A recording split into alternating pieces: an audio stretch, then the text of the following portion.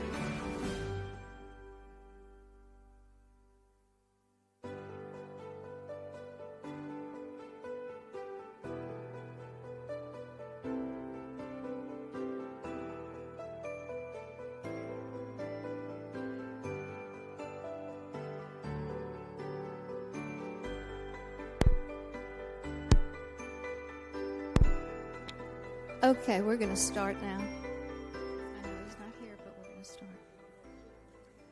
Right. We have 6. Recording in progress.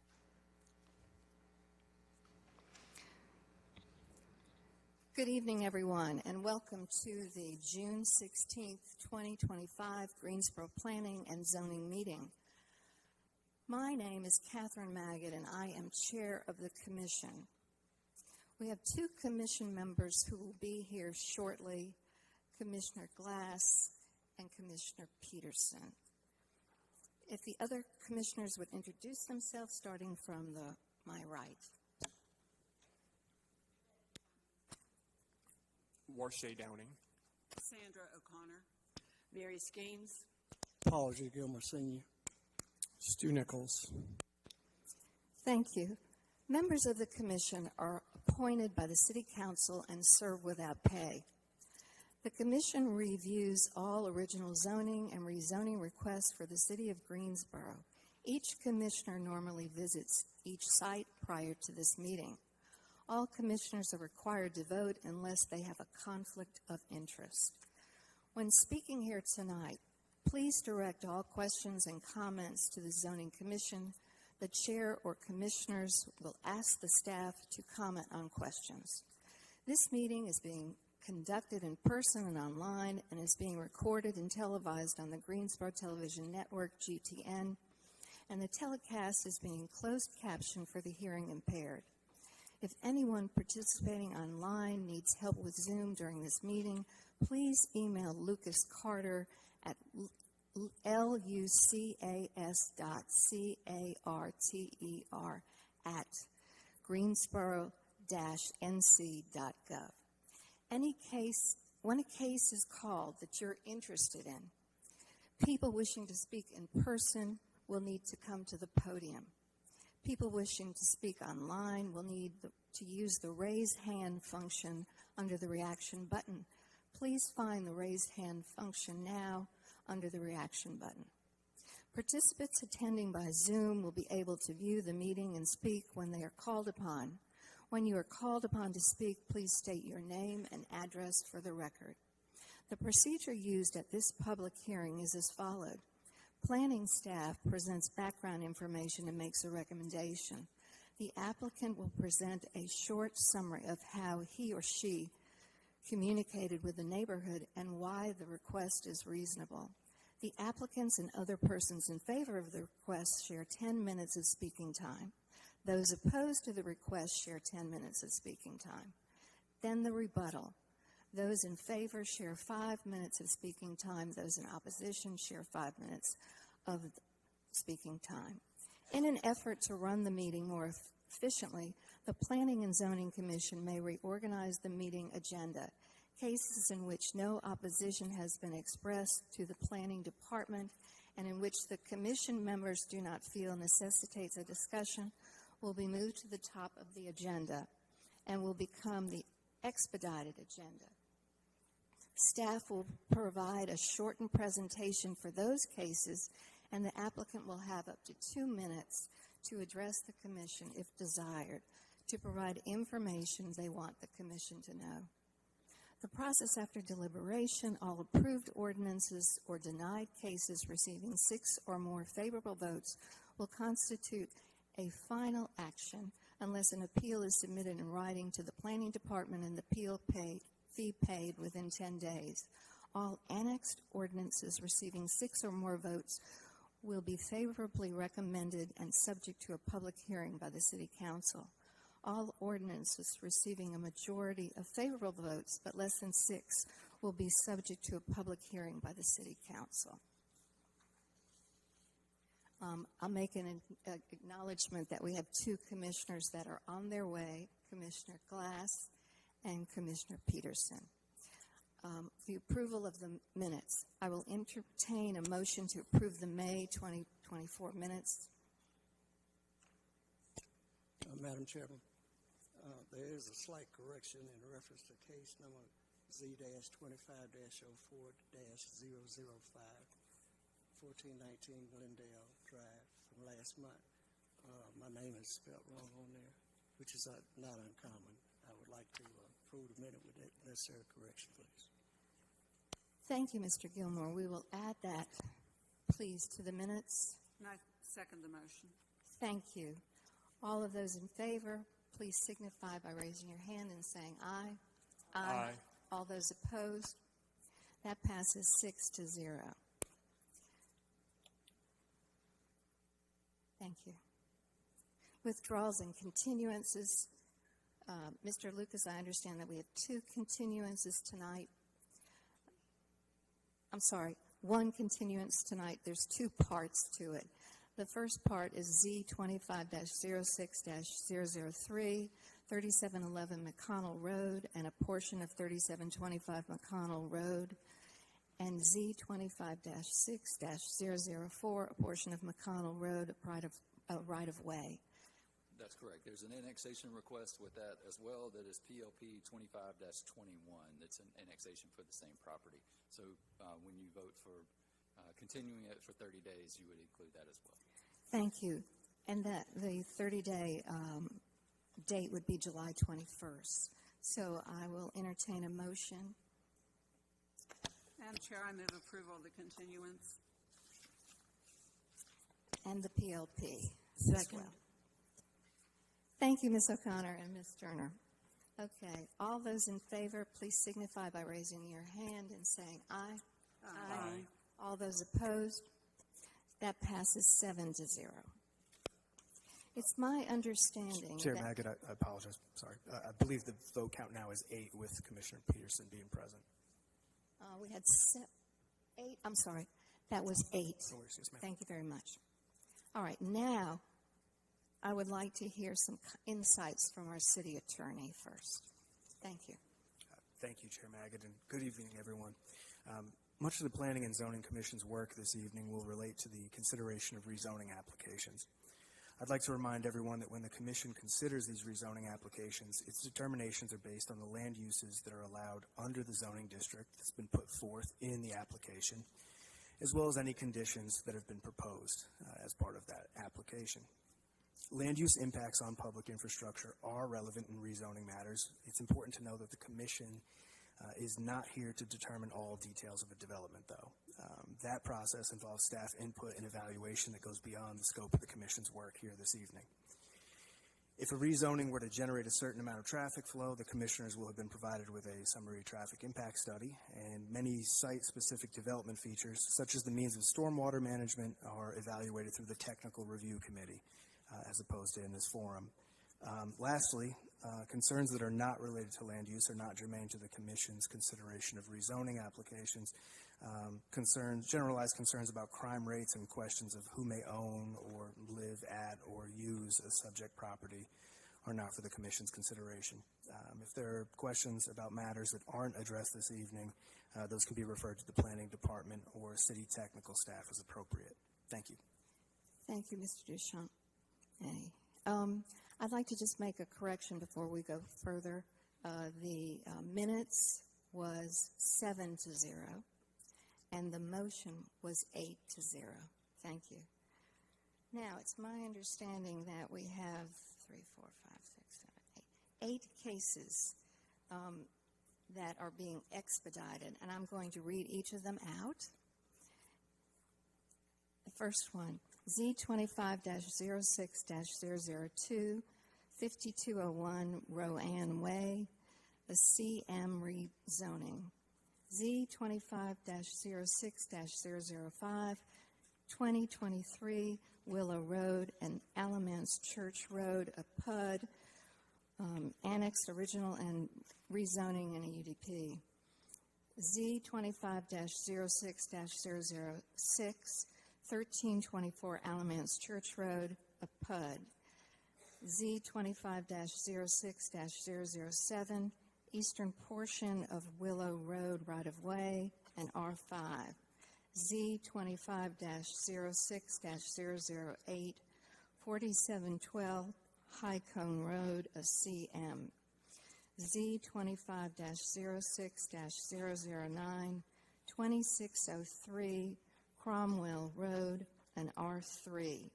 Z25-06-010, 4719 Bowman Avenue. I'd like to take a moment to make sure that no one here in the chamber or online has opposition to any of these cases. Chair Magid, we've got one more case that would be expedited. That is PLP 25-20. That's the annexation number in original zoning case Z-25-06-001, which is 3526 McConnell Road. Oh, I'm sorry. I must have skipped over that. I'm sorry. Thank you. Thank you. We have two cases that are in opposition. I'm just going to mention those as well. Okay. But first, I'd like to know if any of the cases, the 9 cases that we mentioned, if anyone here is in opposition or online. Thank you. So, the other 2 cases that we have opposition for is Z25-05-002, 3701, McHouston Road and RM18, and Z25-05-005, 3510 West Friendly Avenue and Hobbs Road, PUD. And we still have opposition on those 2. I'm just asking. Shake your head if you're opposing. Okay, thank you so much. Now we'll begin the expedited agenda.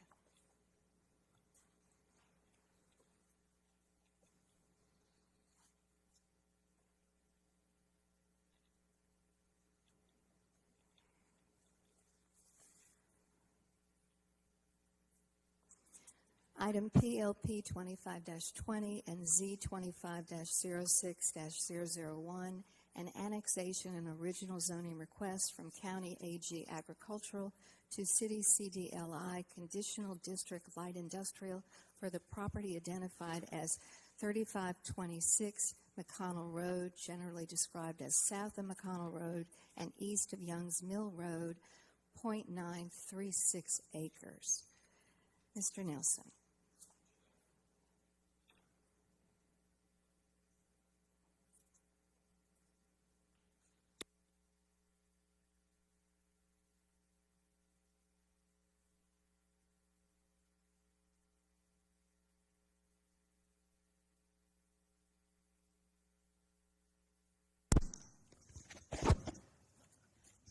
Thank you, Chair Magid. As you stated, the subject property here is approximately 0.936 acres and is located south of McConnell Road and east of Youngs Mill Road. This is an annexation and original zoning request from County AG Agricultural to City CDLI Conditional District Light Industrial. North of the request is zoned County RM18MH, which is residential multifamily with a manufactured housing overlay district. East and south of the request are zoned City CDLI. And west of the request is zoned County AG Agricultural. Is it possible for you to move your podium up so that we can hear you a little bit clearer? Thank you. Yes. Thank you so much. This is the aerial map of the property showing that the subject property currently contains a single-family dwelling. North of the subject property contains a manufactured home park. East and south of the request contain undeveloped land. West of the request contains single-family dwellings. This image shows the subject property as seen from McConnell Road. And these are the conditions that were proposed by the applicant and advertised associated with the request. And in recommending approval of the request, staff noted that the GSO 2040 comprehensive plan designates this site as planned industrial on the future built form map and industrial on the future land use map. The proposed original zoning request supports both the comprehensive plan's filling in our framework big idea to arrange our land uses for where we live, work, attend school, shop, and enjoy our free time to create a more vibrant, livable Greensboro, and the growing economic competitiveness big idea to increase and preserve the inventory of developable sites compatible with corporate and industrial uses. And in recommending approval, staff noted that the proposed CDLI zoning district, as conditioned, would limit permitted uses to all the uses permitted in the LI zoning district except for cemeteries, auditoriums, coliseums, and stadiums, bus and rail terminals, shooting ranges, amusement or water parks, fairgrounds, hotels and motels, single-room occupancy residences, inert debris landfills, minor temporary use, and animal shelters. The uses permitted under this request are similar to existing uses present in the surrounding area. And I'm happy to answer any questions. Any questions from the commissioners? I have just one question. This is just a new piece of property that was added to the original zoning request, right? Yes, ma'am. Okay, thank you very much. Would the applicant like to speak? You have up to 2 minutes.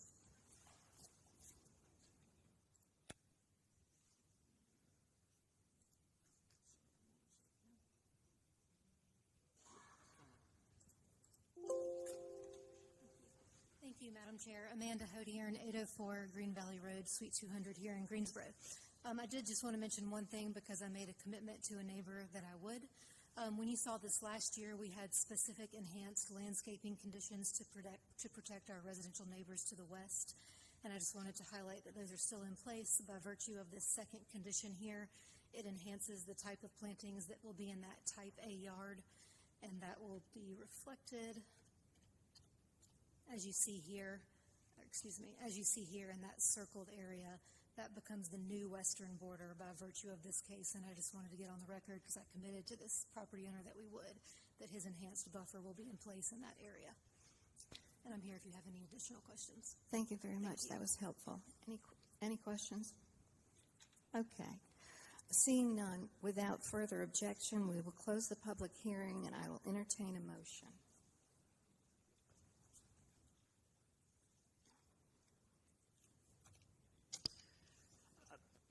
Should we do the zoning?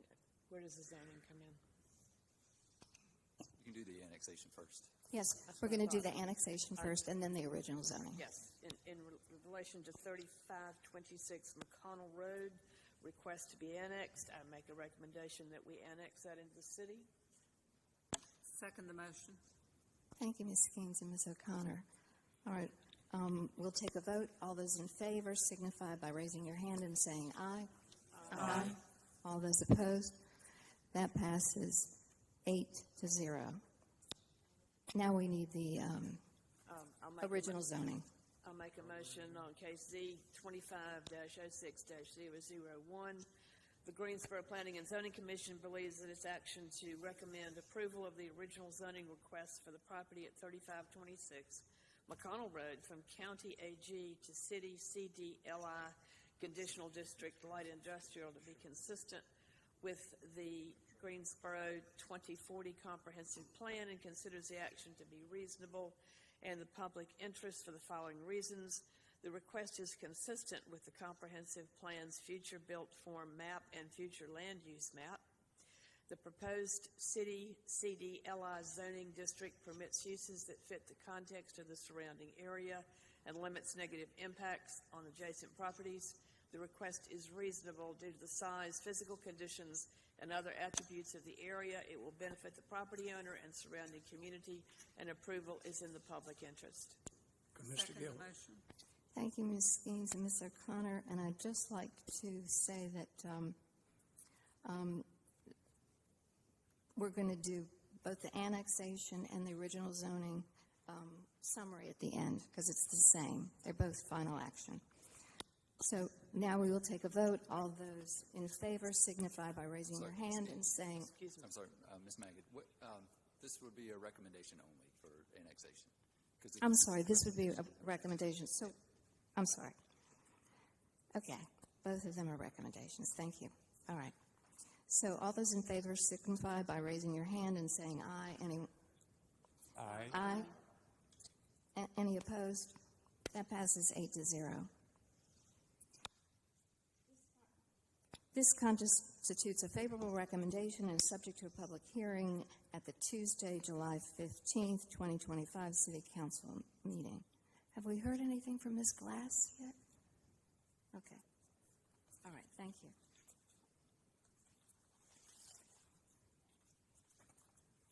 The next case, item Z 25-06-002, the rezoning request for CDCM Conditional District Commercial Medium and CDC-M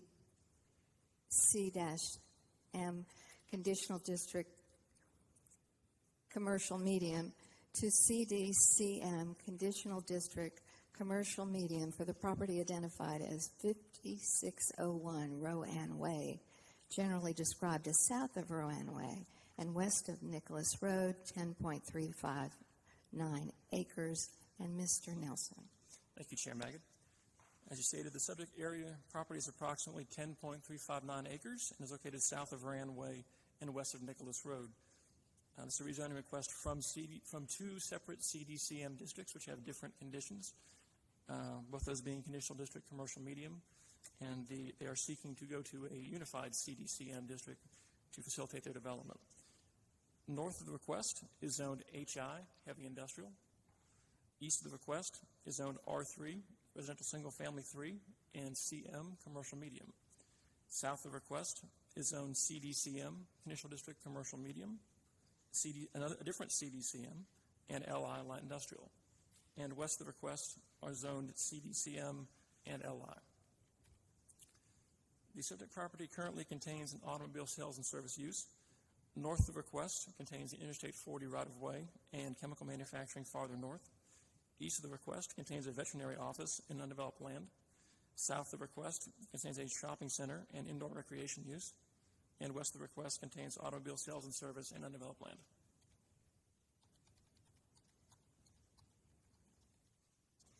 These are the conditions submitted by the applicant for this request. And in recommending approval of the request, staff noted that the GSO 2040 Comprehensive Plan's future built form map currently designates the subject property as urban general and being within a regional scaled activity center. The GSO 2040 Comprehensive Plan's future land use map currently designates the subject property as commercial. The proposed rezoning request supports the Comprehensive Plan's growing economic competitiveness big idea to build a prosperous, resilient economy that creates equitable opportunities to succeed. And staff noted that the proposed CDCM zoning district, as conditioned, would allow for an expansion of the existing vehicle sales and service and automobile towing and storage service uses, and that the proposed uses are compatible with uses present on adjacent tracts. Happy to answer any questions. Any questions from the commissioners? Just a clarification for those of you who are wondering why we were rezoning it but not rezoning it, it's a condition that has changed.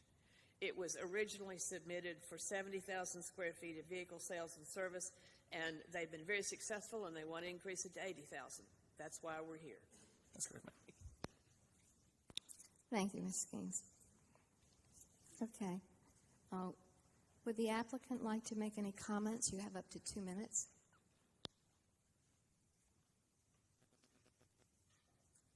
Good evening. Andrew Christ on behalf of Donald Flo, 4196 Mendenhall Oaks Parkway. I'm just here to answer any questions. Thank you. Thank you. Any questions from the commissioners? Seeing none, without further objection, we will close the public hearing. I will entertain a motion.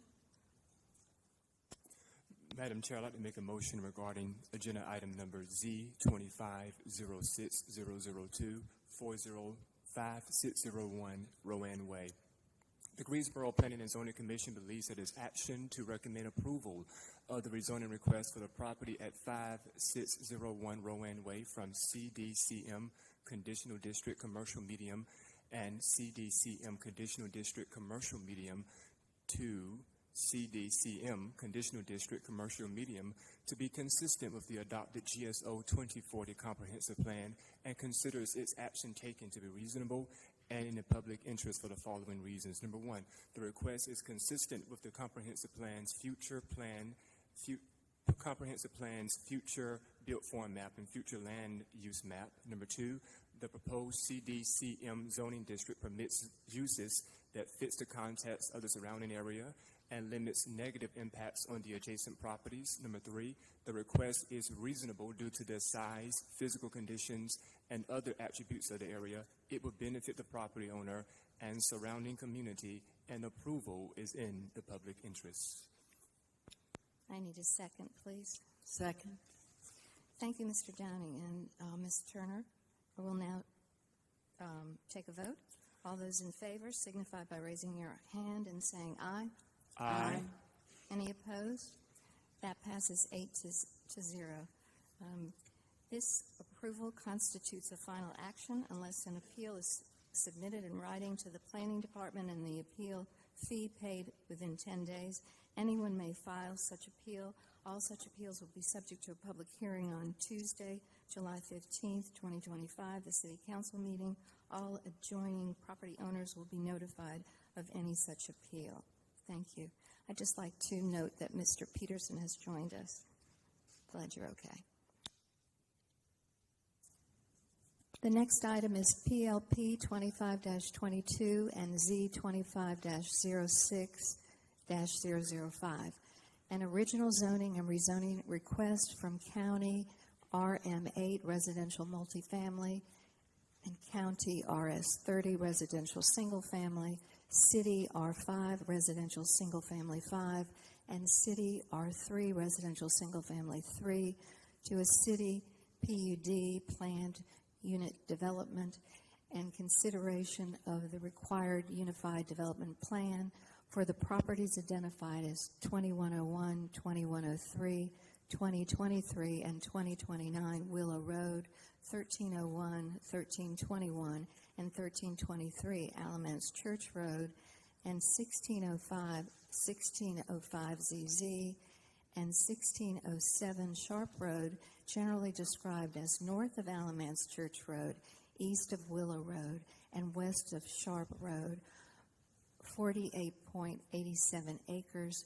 And we are combining this with another case, PLP 25-22 and Z 25-06-007, an original zoning request from County RM8 Residential Multifamily to City R5 Residential Single Family 5 for the property identified as eastern portion of Willow Road right-of-way adjacent to 2023 and 2029 Willow Road, generally described as north of Rotherwood Road and south of Terre Court, 0.24 acres. And Mr. Nelson, if you'll explain why we're combining them. Thank you. Yes, ma'am. Thanks, Chair Magan. The reason why this is two separate zoning requests is that the primary request is for a planning development district, and this includes area of street right-of-way, which must be brought into the city limits. Such property cannot be zoned PUD under state law, so we're bringing that in as R5. And this is the zoning map of the area. Showing the subject properties contain approximately 48.87 acres and are located north of Alamance Church Road, east of Willow Road, and west of Sharp Road. This is an annexation, original zoning, and rezoning request from County RM8, residential multifamily, County RS30, residential single family, City R5, residential single family 5, and City R3 to City PUD, Plan Unit Development, in consideration of the required Unified Development Plan. North of the request is Zone City RM8, residential multifamily 8, and County RS40, residential single family. East of the request is Zone City R3, residential single family 3, and County RS30. East of the request, south of the request are Zone City R3 and City R5, and west of the request is Zone City R3, City RM8, and City CDO Conditional District Office. This is the aerial map showing that subject properties currently contain single-family dwellings, religious assembly uses, and undeveloped land. North of the request contains multifamily dwellings, an assisted living facility, and undeveloped land. East of the request contains single-family dwellings and undeveloped land. South of the request contains single-family dwellings and undeveloped land as well, and west of the request contains single-family dwellings, an assisted living facility, and undeveloped land.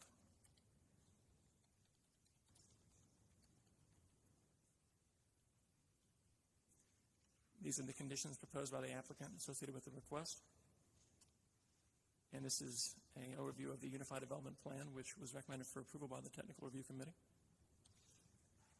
And in recommending approval, staff noted that the GSO 2040 Comprehensive Plan's future built form map designates the subject properties as urban general, and the future land use map designates this property as residential.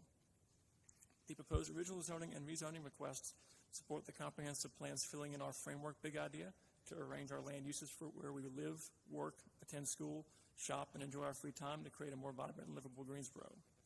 Staff noted that the proposed PUD zoning district as condition is primarily intended to accommodate a mix of residential housing types and complementary non-residential uses.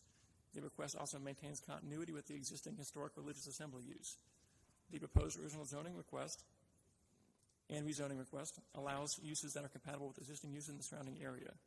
Care should be taken with respect to building orientation, building materials, building height, and visual buffers to ensure an appropriate transition to lower density residential uses on adjacent properties. And I'm happy to answer any questions. Thank you. This is a very significant PUD. So, Mr. Isaacson, we're going to allot you maybe one more minute. Instead of 2 minutes, we're going to give you 3, because this includes 3 different areas, and I hope maybe you have a illustrious sketch or something that maybe... I do, Chair Okay. Magid and members of the Commission. Good evening. It's Thank Mark you. Isaacson, 804 Green Valley Road. Normally, anything on the expedited agenda, I would just make myself available for questions, but this is a significant project, as you mentioned. With me this evening is Pastor Odell Cleveland. If you'll just raise your hand and be identified, along with other members of our team. Also, you received a letter from Dr. Wood, who's here with us. If you'll raise your hand as well. Thank you for your letter as well. This is a planned unit development which allows the church, which has owned these properties for many, many years, to develop this property in a coordinated fashion to include several components that we think are important, especially for this area of Greensboro. So medical offices, senior housing, market rate housing, and recreational areas. The church will remain in place, and as a matter of fact, there will be a new fellowship center hall that will be developed on campus as well. The purpose of this is to create a campus-like environment where all of these uses will be coordinated and work seamlessly together. There will be lake areas, walking trails, recreational areas, and most importantly, places for people to spend time together with families, with friends, and just relating to each other, creating a sense of place that is unlike anything I think we'll see in this area of the city. We had several neighborhood meetings, general meetings, and then more specific meetings with neighborhood groups such as the Wilpar Estates group, and then individual meetings with nearby property owners. So I guess in summary, I would submit that this planned unit development addresses several significant concerns that our city leaders have identified. Number one, medical care. Secondly, housing, especially for seniors, reasonably affordable housing. Thirdly, market rate housing. You'll hear about that in the next couple of items, and I'll just be available for questions there. This represents a significant investment by Mount Zion Baptist Church, who will stay involved, and this project will be developed under their watchful eye of church leadership. So let's see.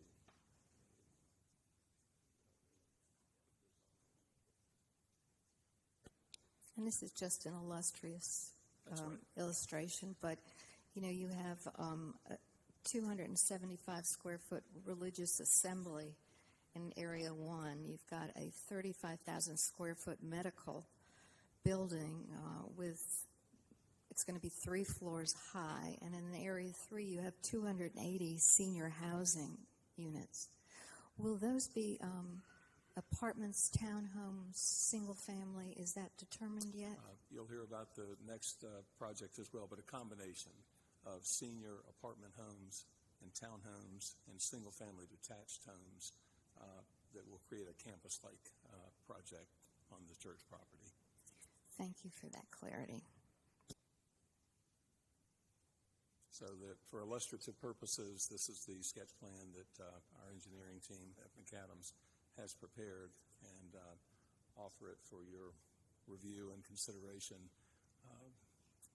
This has gone through TRC review. It was recommended for approval, and we're happy to present it. Thank you. Would any of the commissioners like to speak? Would you slide the illustration down a little because bit. this Alamance Church is the next case. Yeah. Let's what we're voting on right now is there we go. The top part. That's what we're voting on is the top.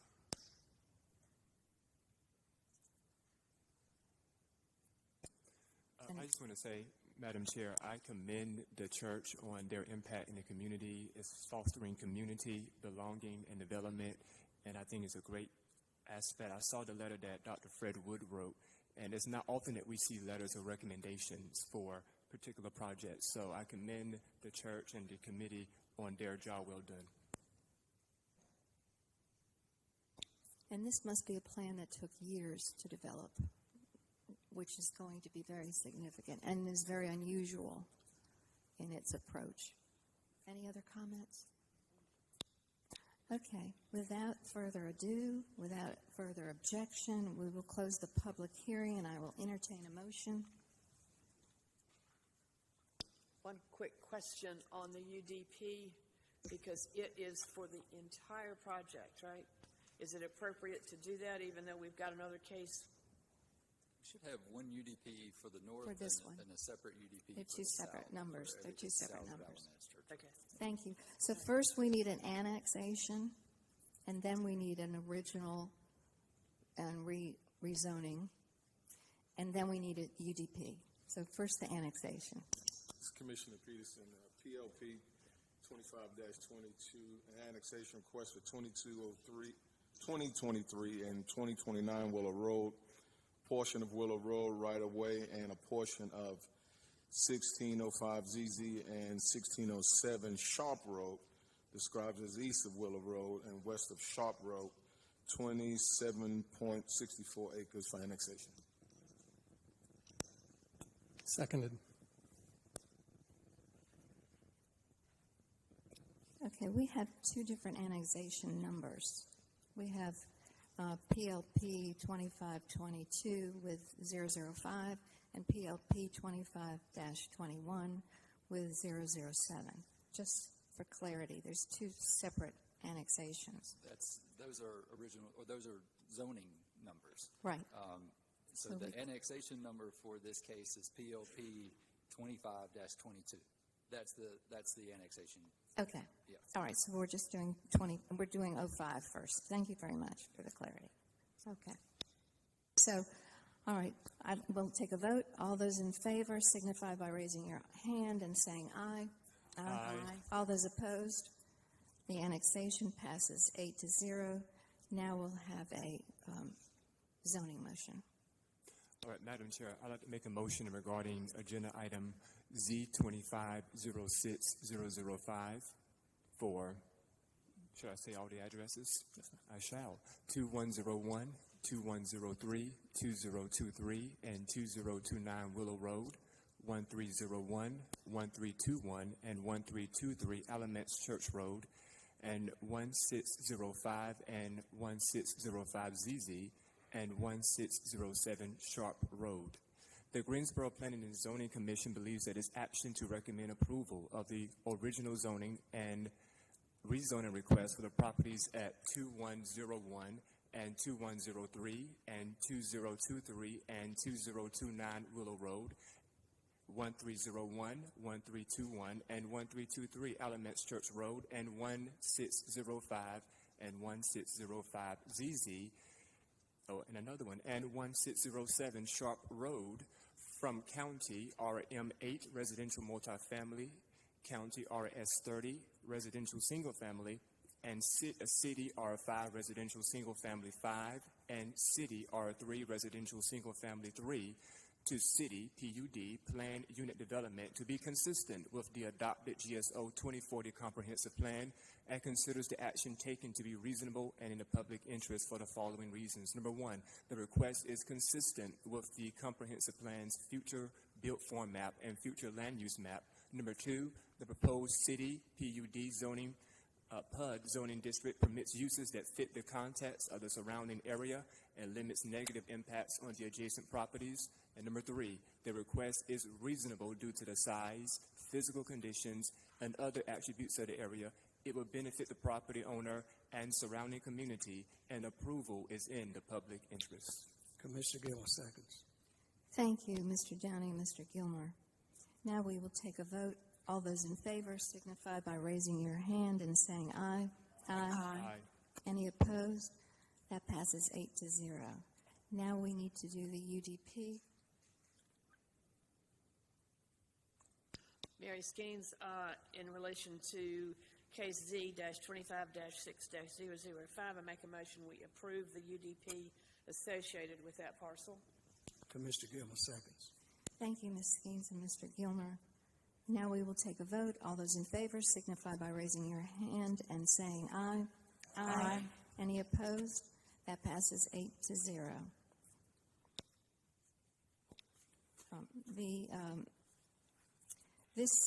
The UDP, this approval constitutes a final action unless an appeal is submitted in writing to the Planning Department, an appeal fee paid within 10 days. Anyone may file such appeal. All such appeals will be subject to a public hearing on Tuesday, July 15th, 2025. City Council, all adjoining property owners will be notified of any such appeal. Did I do the recommendation for the zoning? Did I read that? I don't think I did. So We've got one more as well. in terms of the zoning, this constitutes a favorable recommendation and is subject to a public hearing on Tuesday, July 15th, 2025, City Council meeting. Okay. Next case. Chair Magid, we have one last vote to do in this case. We have to do, Yes, ma'am. This would be case Z-25-06-007. This is the portion within the right-of-way of Willow Road. This is the straight original zoning portion of this request. great, and we need to, I welcome and entertain a motion for the 06007 portion. I'd like to make a motion for Z-25-06007, portion of Willow Road. The Greensboro Planning and Zoning Commission believes its action to recommend approval of the original zoning request for the property at the eastern portion of Willow Road right-of-way adjacent to 2023 and 2029 Willow Road from County RM8 residential multifamily to City R5 residential single-family 5 to be consistent with the adopted GSO 2040 comprehensive plan, and considers the action taken to be reasonable and in the public interest for the following reasons. The request is consistent with the comprehensive plan's future built form map and future land use map. The proposed City R5 zoning district permits uses that fit the context of the surrounding area and limits negative impacts on adjacent properties. The request is reasonable due to the size, physical conditions, and other attributes of the area. It will benefit the property owner and surrounding community, and approval is in the public interest. Commissioner Gilmer seconds. Thank you, Ms. O'Connor and Mr. Gilmer. All right, we will take a vote now. All those in favor signify by raising your hand and saying aye. Aye. Any opposed? That passes 8-0. This approval constitutes a favorable recommendation and is subject to a public hearing at the Tuesday, July 15th, 2025 City Council meeting. My confusion was that in the book, you have a two different PLP numbers. For one's different on the right-of-way than it is on the The right-of-way has a different annexation. Right. So That's our fault. oh, that's wrong. Okay, that's why I was getting hung up. Okay, thank you so much. All right, we'll move on now to the next case. Item Z25-06-006, a rezoning request for R3 residential single-family 3 to PUD planned unit development and consideration of the required unified development plan for the property identified as 1324 Alamance Church Road, generally described as south of Alamance Church Road and west of Willow Road, 16.57 acres. Mr. Nelson. Thank you, Chair Magid. The subject property here is approximately 16.57 acres and is located south of Alamance Church Road and west of Willow Road. This is a separate request from the northern parcel as it crosses the right-of-way. This is a rezoning request from R3, residential single-family 3, to PUD, planned unit development, and consideration of the required unified development plan. North and south of the request are zoned R3, residential single-family 3, and R5, residential single-family 5. East of the request is zoned R3 and RM8, residential multifamily 8, and west of the request is zoned R5. The subject property currently contains a single-family dwelling and undeveloped land. North of the request contains single-family dwellings and religious assembly uses. East of the request contains single and multifamily dwellings. South of the request contains single-family dwellings and common elements. And west of the request contains single-family dwellings. This is the condition that was proposed by the applicant and advertised associated with the request. And this is the Unified Development Plan, which was recommended for approval by TRC. And in recommending approval, staff noted that the GSO 2040 comprehensive plan designates this site as urban general on the future built form map and residential on the future land use map. The proposed rezoning request supports both the comprehensive plan's Creating Great Places goal to expand Greensboro's citywide network of unique neighborhoods, offering residents of all walks of life a variety of quality housing choices, and the Building Community Connections goal to maintain stable, attractive, and healthy places to live and raise families. The proposed PUD zoning district as conditioned is primarily intended to accommodate a mix of residential housing types that are compatible with the surrounding neighborhood. Care should be taken with respect to building orientation, building materials, building height, and visual buffers to ensure an appropriate transition to the lower density residential use on adjacent properties. And I'm happy to answer any questions. Thank you, Mr. Nelson. Do we have any questions from the commissioners? Would the applicant like to speak? The applicant has declined. Thank you so much. Without further objection, we will close the public hearing. I will entertain a motion. Stu Nichols, item Z25-05-006. The Greensboro Planning and Zoning Commission believes that its action to recommend approval of the rezoning request for the property at 1324 Alamance Church Road from R3 Residential Single Family 3 to PUD Planned Unit Development to be consistent with the adopted GSO 2040 Comprehensive Plan and considers the action to be taken to be reasonable and in the public interest for the following reasons. One, the request is consistent with the comprehensive plan's future built form map and future land use map. Two, the proposed PUD zoning district permits uses that fit the context of the surrounding area and limits negative impacts on its adjacent properties. Three, the request is reasonable due to the size, physical conditions, and other attributes of the area. It will benefit the community, the property owner, and the surrounding community, and approval is in the public interest. Commissioner Gilbert seconds. Thank you, Mr. Nichols and Mr. Gilbert. And this is the other promise part that we won't see anything of, Mr. Isaacson. These are the townhomes, which is part of the Mount Zion project. Okay, so all those in favor, we'll take a vote now. All those in favor signify by raising your hand and saying aye. Aye. Any opposed? That passes 8-0. This approval constitutes a final action unless an appeal is submitted in writing to the planning department and the appeal fee paid within 10 days. Anyone may file such appeal. All such appeals will be subject to a public hearing at the Tuesday, July 15th, 2025 City Council meeting, and all adjoining property owners will be notified of any such appeal. Now we need a UDP for this as well. Mary Skeens, I make a motion that the UDP associated with Z2506-006 be approved. Commissioner Gilmore seconds. Thank you, Ms. Skeens and Mr. Gilmore. Now we will take a vote. All those in favor signify by raising your hand and saying aye. Aye. Any opposed?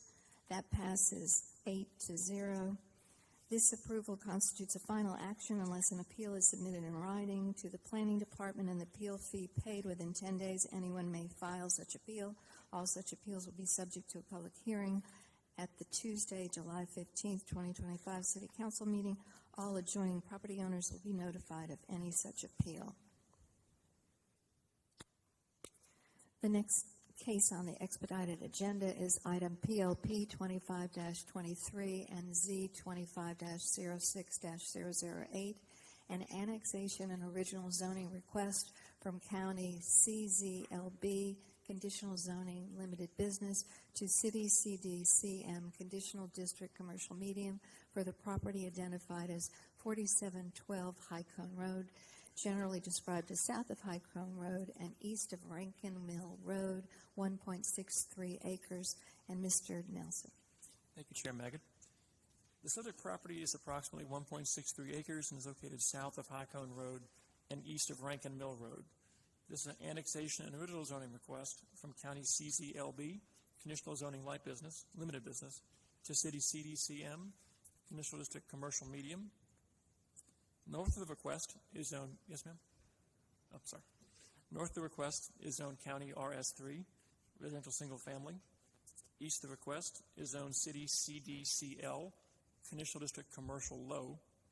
South of the request is zone County RS30, Residential Single Family. And west of the request is zone County CZLB, Conditional Zoning Limited Business. The subject property currently contains a single-family dwelling.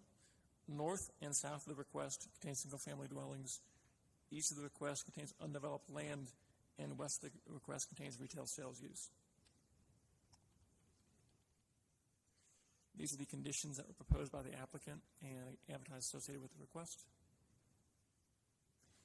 And in recommending approval of the request, staff noted that the GSO 2040 comprehensive plan designates this site as urban general on the future built form map and commercial on the future land use map.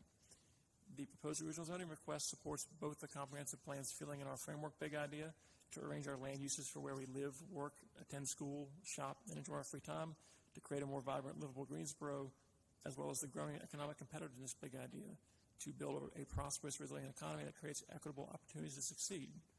Staff noted that the proposed CDCM zoning district as conditioned limits negative impact on the surrounding area, and that the proposed permitted uses are complementary to use on adjacent tracts. I'm happy to answer any questions. Thank you, Mr. Nelson. Does the commissioners have any questions? Okay. Seeing none, without further objection, we will close the public hearing. Wait, does the applicant wish to speak? Okay. Thank you very much. The applicant has declined. Okay, seeing without further objection, we'll close the public hearing. I will entertain a motion.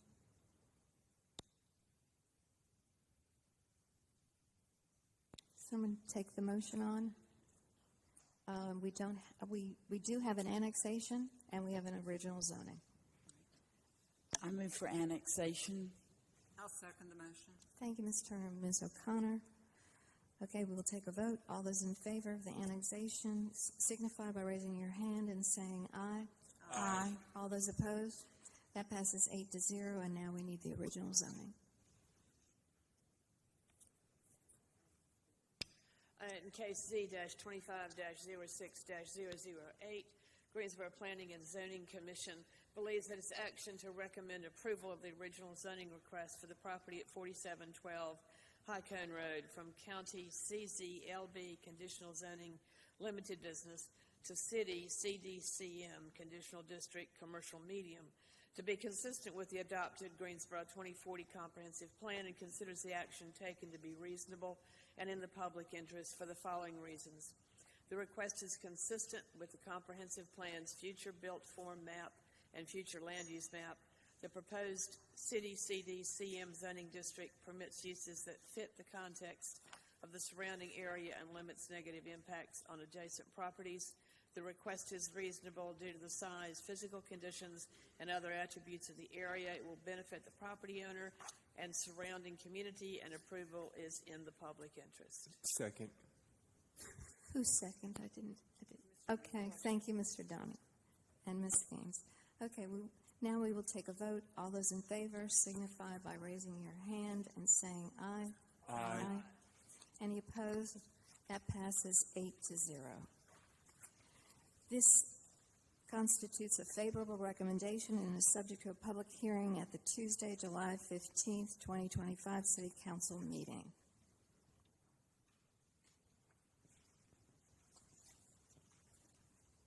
The next item on the expedited is item PLP 25-24 and Z25-06-009, an annexation and original zoning request for County RS40 residential single family to City R3 residential single family 3 for the property identified as 2603 Cromwell Road, generally described as east of Cromwell Road and south of Hilltop Road, 0.52 acres. And Mr. Nelson. Thank you, Chair Magid. As you stated, the subject property contains approximately 0.52 acres and is located east of Cromwell Road and south of Hilltop Road. This is an annexation and original zoning request from County RS 40, residential single family, to City R3, residential single family 3. North, east, and west of the request are zoned City R3, residential single family 3, and south of the request is zoned County RS 40. The subject property is currently undeveloped. North, east, south, and west of the request contain single-family dwellings. And in recommending approval of the request, staff noted that the GSO 2040 comprehensive plan designates this site as urban general on the future built form map and residential on the future land use map. The proposed original zoning request supports both the comprehensive plan's Creating Great Places goal to expand Greensboro's citywide network of unique neighborhoods, offering residents of all walks of life a variety of quality housing choices, as well as the filling in our framework big idea to arrange our land uses for where we live, work, attend school, shop, and enjoy our free time to create a more vibrant, livable Greensboro. Staff noted that the proposed R3 zoning district is primarily intended to accommodate low-density, single-family detached residential development of up to 3 dwelling units per acre, and that the request from its use is at present on adjacent tracts. Happy to answer any questions. Any questions from the commissioners? Would the applicant like to speak?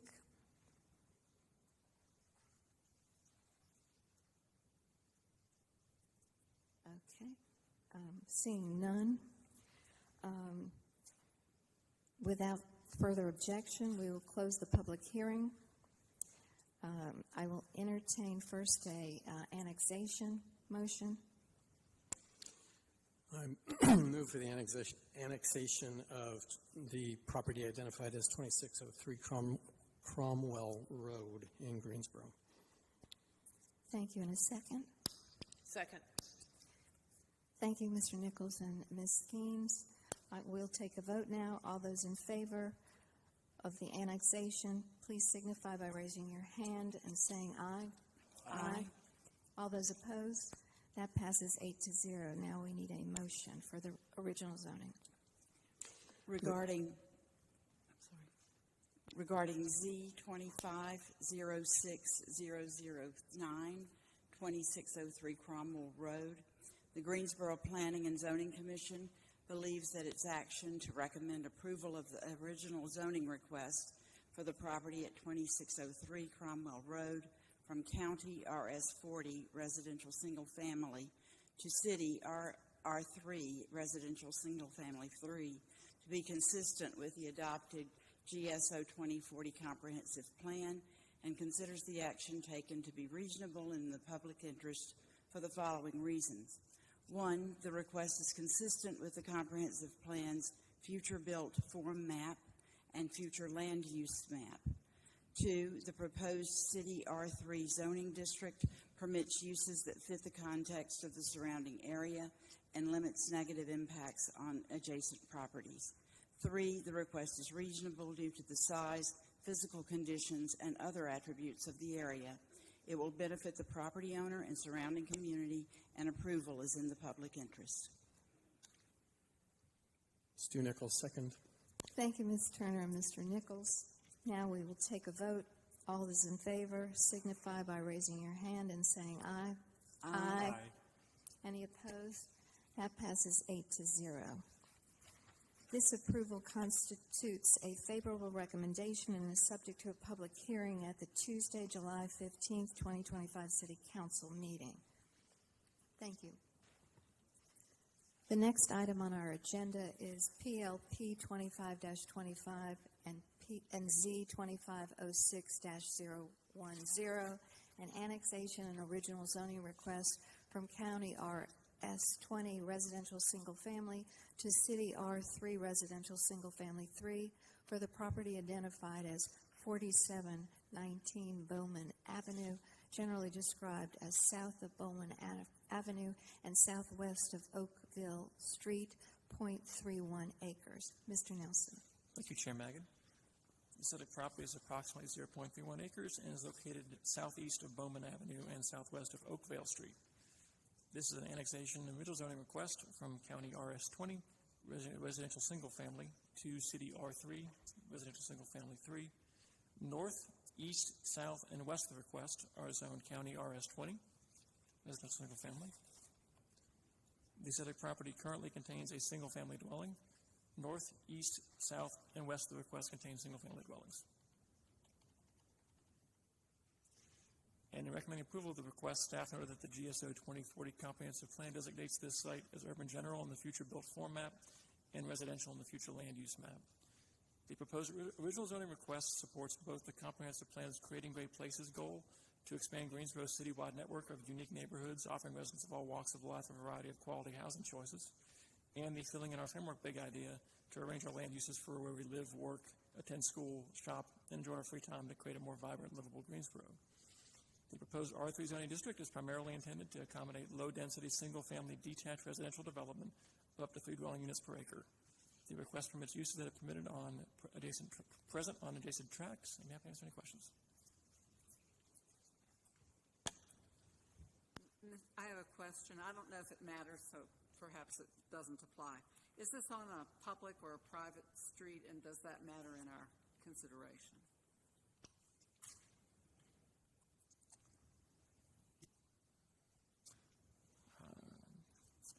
Mr. Skeens, I believe that Bowman Avenue is a public street. Yeah, it's a public street. Yeah. Okay. It was small, it was narrow, so that. Yeah.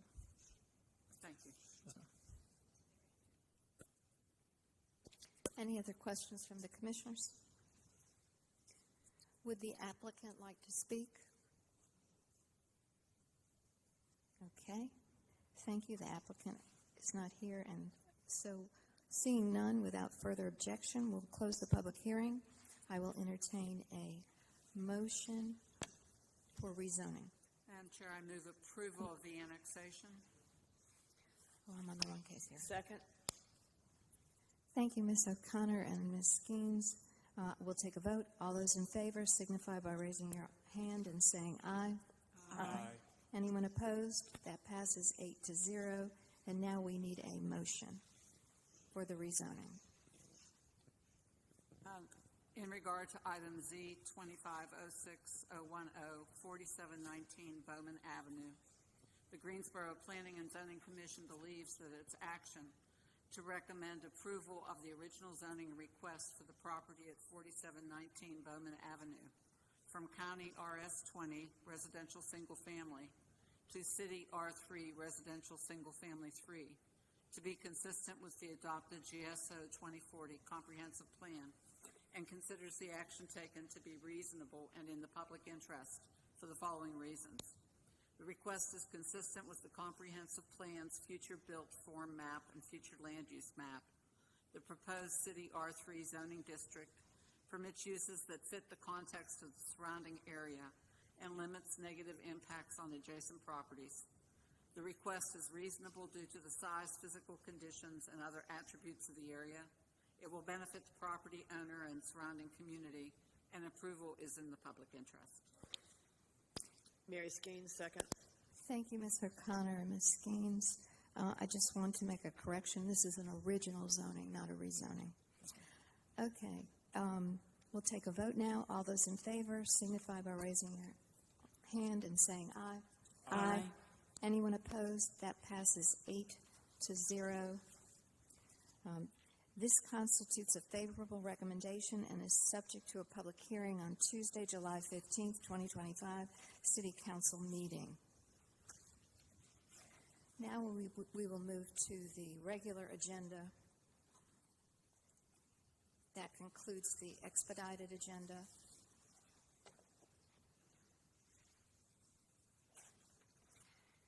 The first item on the expedited agenda is item Z 25-05-002, a rezoning request from R3 Residential Single Family 3 to CDRM 18 Conditional District Residential Multifamily 18 for the property identified as 3707 McHouston Road, generally described as south of McHouston Road and west of Dartford. I'm getting tired reading here. Dartford Drive, 2.672 acres. Mr. Nelson. Thank you, Chair Magid. As you stated, the subject property contains approximately 2.672 acres and is located south of McHouston Road and west of Dartford Drive. This is a rezoning request from R3, residential single family 3, to CD RM 18, conditional district residential multifamily 18. North, east, and west of the request is zoned R3, residential single family 3. South of the request is zoned RM8, residential multifamily 8. The subject property currently contains undeveloped land. North, east, south, and west of the request contains single-family dwellings. This image shows the subject property as seen from McHouston Road. This image shows a single-family dwelling located north of the request on McHouston Road, zoned R3. This image shows another single-family dwelling located north of the request, zoned R3. This image shows a single-family dwelling located east of the request, zoned R3. This image shows another single-family dwelling located east of the request, zoned R3. This image shows an example of these single-family dwellings located south of the request on Covington Place, zoned RM8. This image shows a single-family dwelling located west of the request on McHouston Road, zoned R3. This view is facing west on McHouston Road, so the property here is on the left. And this view is facing east on McHouston Road, so the property is on the right. These are the conditions that were proposed by the applicant. You'll notice that condition 2 has been modified by the applicant since advertisement.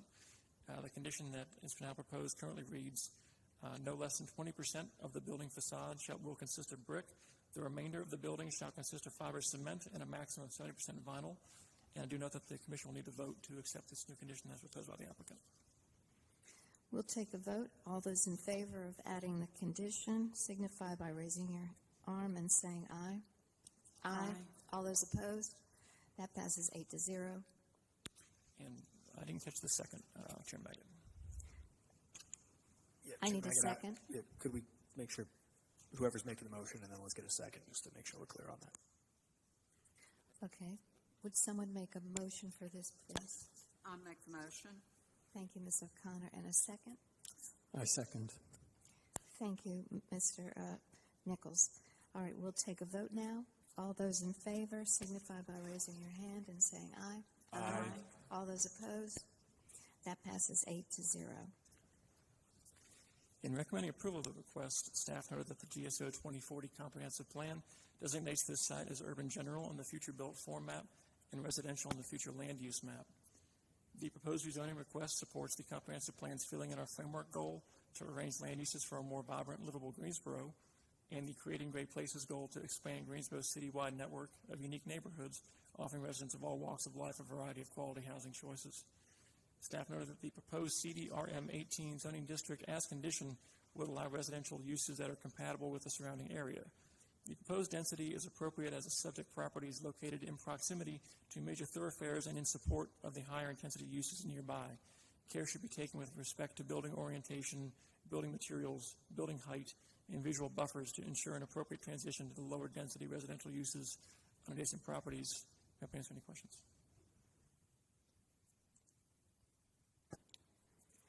Okay. If the applicant will come forward, you have up to 10 minutes to speak. Please give us your name and address. And if there's anyone else that wishes to speak in favor of the application, you can come up and stand behind him. Thank you. One moment, please, sorry, ma'am.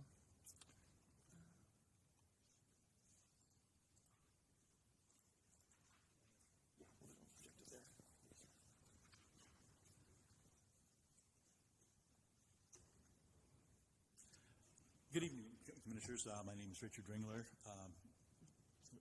for Ringler Land Planning, Summerfield, North Carolina. On this project, Could you bring the mic closer to you? We're having trouble hearing you. okay, is this better? Thank you. That's better. Thank you you. have to really talk into it. Okay. Thank you. And what was the street address? I'm sorry. 7200 Henson Farm Way in Summerfield, Thank North you. Carolina. We started out this project by preparing a sketch plan to be submitted to the city. As part of this, we wanted to make sure we try to minimize the impact it would have on the adjacent R3 parcels.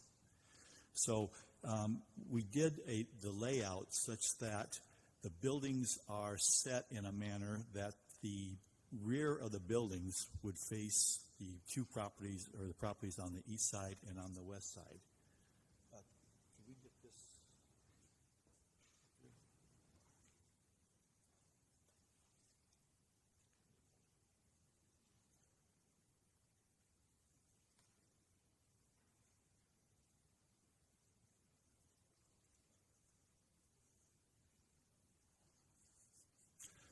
Okay. We And, have a copy of that in our summaries, just, it wasn't in our books. Thank you. And the reason we did this is because of the setback requirements, for a building like this. The setbacks are 40 feet from the property line. So by orienting the buildings in this location, in this configuration, it puts the maximum amount of space between the building and the adjacent parcels on the east and west. Also, as part of this, there's a requirement for a 25-foot type C buffer, which includes trees and shrubs. Now, a lot of this area has existing trees on it already along the property lines. So talking with the city, one of the things that we will be required to do will be to do a tree inventory. And that tree inventory will identify the healthy trees that we want to maintain and keep along the property lines. Now, what this does, it provides a good screen from the adjacent parcels, for the buildings. And also, since the buildings are set that the back of the buildings are facing this location, there is no access from the buildings out the back to the anywhere near what these property lines would be. I had prepared a letter that included basically this site plan, and along with my cell phone number and email address to the adjacent owner-occupied residents that live in the R3 area. And I received nothing back from them, no questions or anything from any of the adjacent property owners on this. So that was basically the community outreach that we did to try to make sure that the adjacent property owners in the lower density residential areas would not have any significant impact on their properties. As part of the sketch plan submittal with the city, it was determined by GDOT that a traffic impact analysis would not be required on this project. There was not enough traffic being generated to justify the traffic impact analysis to be prepared for this. Also, the project, it complies with the GSO 2040 requirements as far as it provides a variety of housing options. In this area, there's some, R3 single-family, residences. There's the R8, which is a little bit more medium density. There's also a mobile home park in this area. But there are, as far as I could tell, in the immediate vicinity, no for-rent apartments at this point in time. The apartments that we are proposing would be a combination of 1, 2, and 3 bedroom units to basically give this wide variety of options to people who would want to live there. And as we've talked about the conditions, we wanted to make sure that this is going to be a top-level, very attractive building. And so that's why there was basically the whole bottom area would be an actual brick finish. So if you have any more questions, I'm open for questions, but that's basically what I have to say at this point in time. Chair Magid, if I may, just before the board does ask any questions, just 2 points I want to raise real quick, following up on Mr. Ringler's comments. He may have said it and I may have missed it, but of course the plan is illustrative only. What the board can look at is what the LDO requires and the conditions that are locked in. That's what y'all can really rely on. I think I heard a comment about the nature of occupancy, of course, whether somebody owns or rents the resulting units wouldn't be for the board's consideration. So just wanted to mention those two things. Thank you for that clarity. We appreciate that. Looking at this, is the parking in the rear? That's what I'm. Yes, the parking will be in the Parking's in rear. the rear. So once again, the view you're going to see from actually on McHouston would be a very minor side view of the building, but with all the parking being to the back behind it, so it would be, once again, that would be also screened from anybody in that neighborhood. Would the commissioners like to, any questions from the commissioners? I have a question. I'd like some clarification. Your first condition is permitted uses limited to residential and short-term rental uses only. I haven't seen that. Just curious as to what your intention is there. Okay. Well, right now the intent of the property owner is to have this as being long-term, rental properties. But years down the road, he didn't want to open it up to potentially being some type of an Airbnb where people could come in and rent it for a short period of time. That's not the initial intent. You just want to keep his options open that, in the future, somebody may want to do that.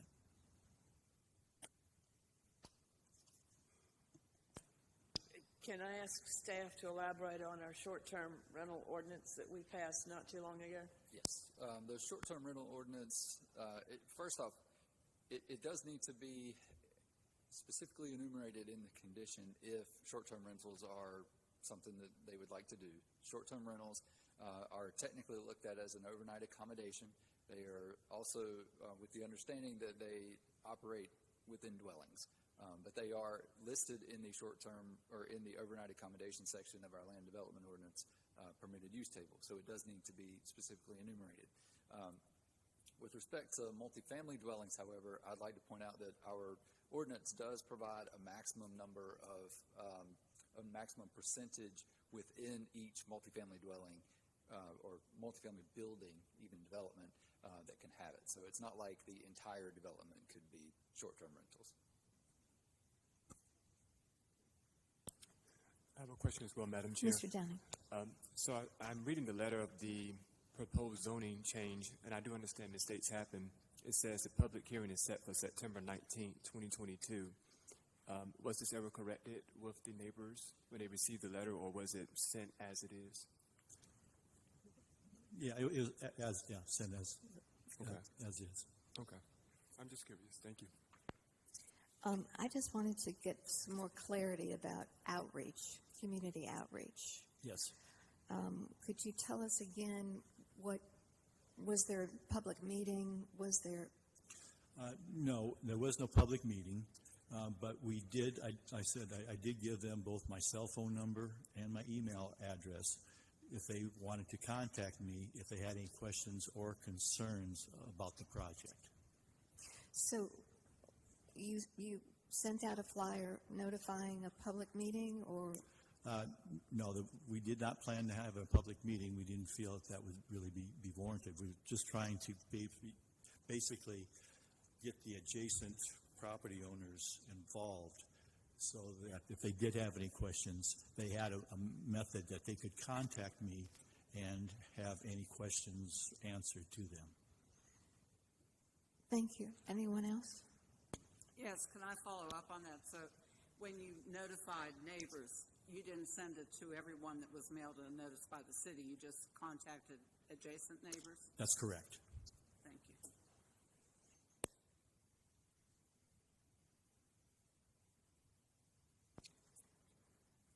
Okay. Anyone else? Are you finished? Yes. Okay, because you have 5 more minutes and 32 seconds, so I just wanted to let you know. Thank you you. have more time. Okay. Next, those wishing to speak in opposition. You have a shared total time of 10 minutes. Please come forward and give us your name and address. Is there anyone online? Do we have anyone online? Yes, Chair Megan.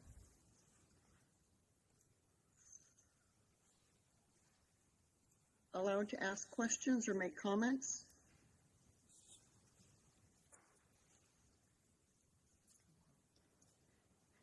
We will get to you. First, we'll speak to the two people in chamber, and then we'll get to you. Thank you. Good evening, Madam Chair and Zoning Commission. My name is Ray Adams, and I have a property at 3607 McCuson Road, which is located in the Covington Place development. Covington Place borders the south property line of the proposed rezoning development. I appreciate the opportunity to speak on this proposed rezoning. I'm here to speak in opposition to it. I would like anyone else in the chambers who is in opposition of this proposed rezoning to raise your hand. Thank you. The proposed development will include 2 3-story apartment buildings with a total of 47 dwelling units and 75 parking spaces. These apartment buildings will be situated in an area that is surrounded by at least a half mile of single-family residence.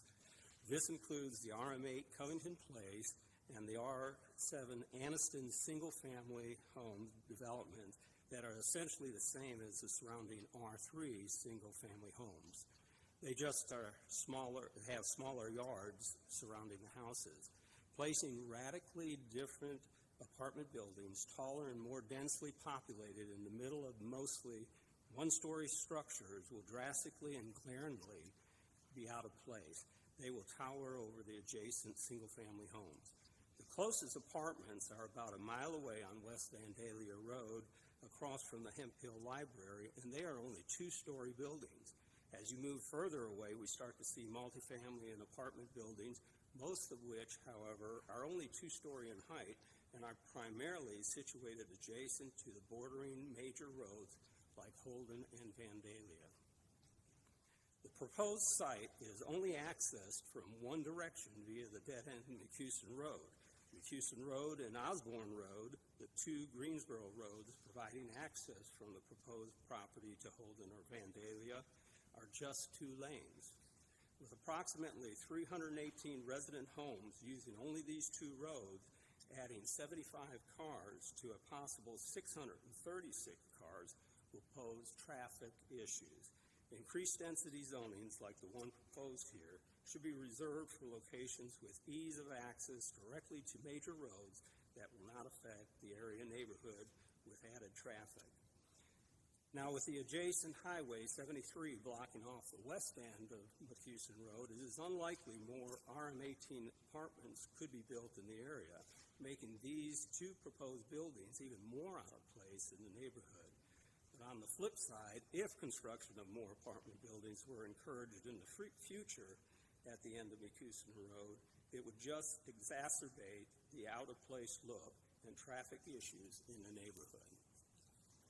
RM18 developments should be located closer to the major thoroughfares reserved for larger undeveloped areas where several buildings can be built, and not in any location just because there is a vacant lot or 2.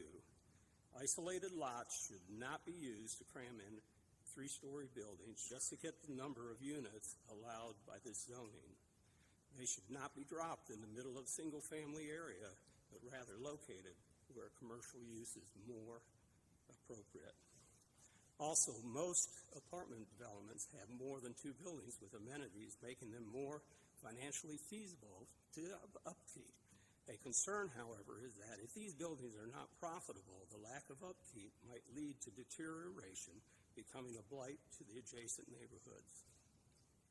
In regard to watershed, the proposed building lot slopes south away from McCuson Road and then south and west toward the southwest corner of the site, which borders the Covington Place development.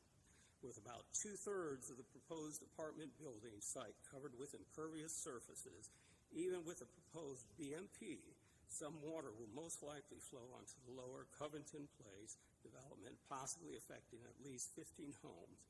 there's a concern that there will be a possible negative watershed impact on the adjacent Covington Place neighborhood. So, for the fact the three-story apartment buildings will be drastically and glaringly out of place, not fitting in with the surrounding area's shorter single-family homes, traffic, and watershed concerns, I respectfully request that you deny this rezoning proposal. What you see up on the screen is an overall area of the site.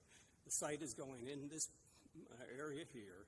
You have Covington Place down south of McHouston and the building site, and you have Anniston up here north of the site. And then you have sporadic houses that run along McHouston.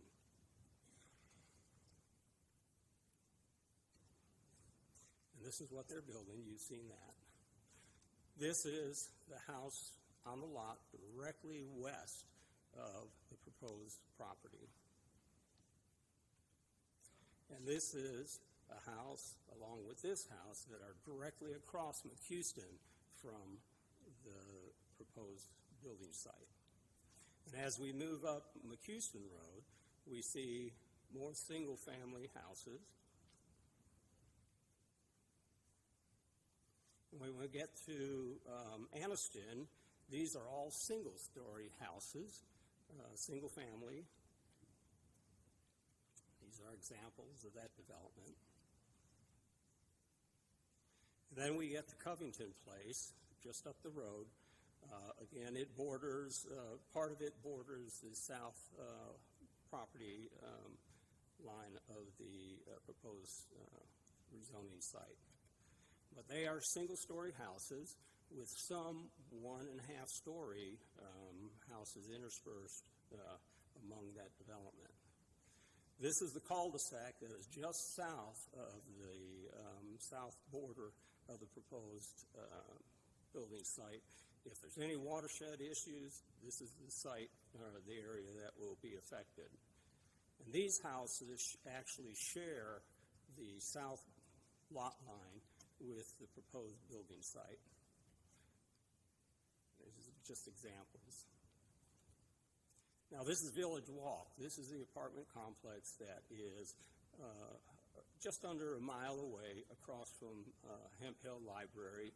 It is 10 buildings, all are two-story max, and they have direct access to both Holden and Vandalia Road, which are 4-lane highways.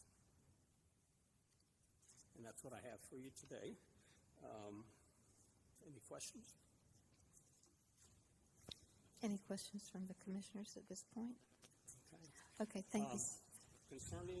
Concerning the notification, I have the owner of the house directly west of the proposed property who will speak, Mr. Williams. Thank you, Mr. Adams. Sorry, Chair Magid, if I may, just before Mr. Adams begins, just want to gently remind the board again, distinction between owner-occupied and renter-occupied is not something we want to dive into. Density, the difference between multifamily and single-family, all fair and well, but owner versus renter-occupied, not something the commission should take into consideration. Thank you. Thank you so much. Yes, members of the council. Please state your name and address. Please state your name and address first. My name is Javon Williams. I reside at 3709 McQueeston Road, directly west of the proposed rezoning. Thank you. To whom this may concern, thank you for the opportunity to express our concerns regarding the proposed rezoning at 3707 McQueeston Road. We must first address this highly confusing and unprofessional notification process. The initial letter we received about a hearing dated September 19, 2022, lacked a return address and was addressed incorrectly in an out-of-area phone number, leading us to dismiss it as unsolicited junk mail, similar to real estate solicitations. This experience underscores the need for clear and unmistakable public notices for such important matters. Our primary concerns regarding the proposed construction of apartments are as follows. Neighborhood character. Our neighborhood is predominantly comprised of single-family homes. It's known for its quiet, calm, and family-oriented atmosphere. Introducing an apartment complex would fundamentally alter this established character and is incompatible with the existing residential fabric. Traffic and infrastructure.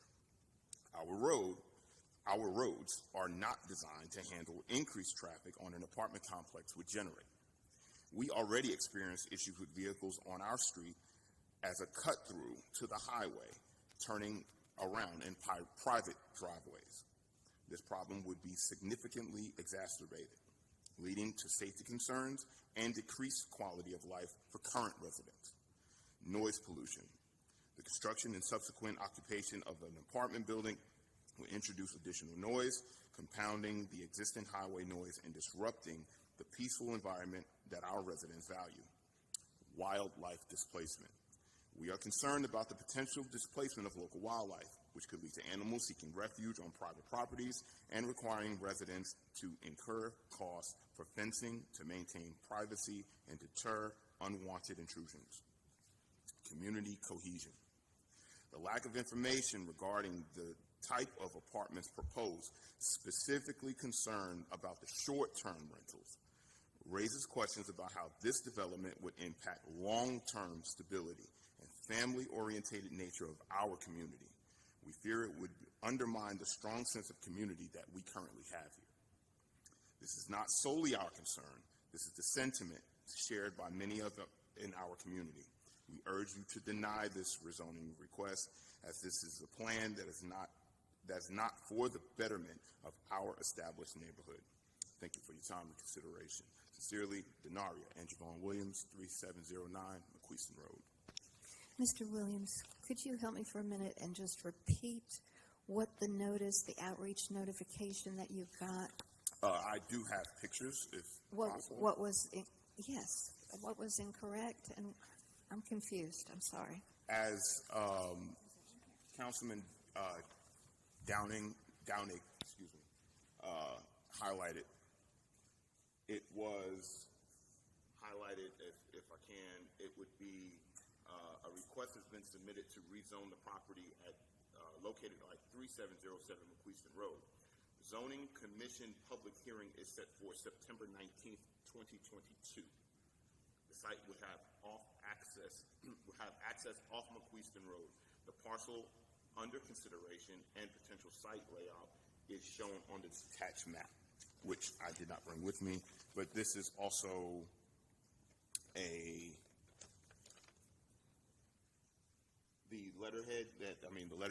the envelope that we received that's my wife, and this came from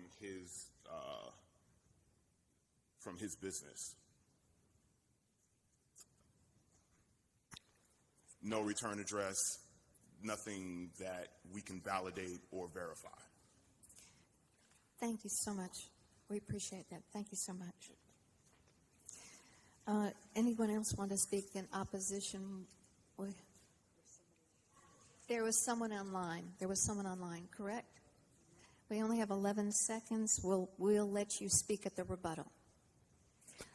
So now we'll move on to the rebuttal.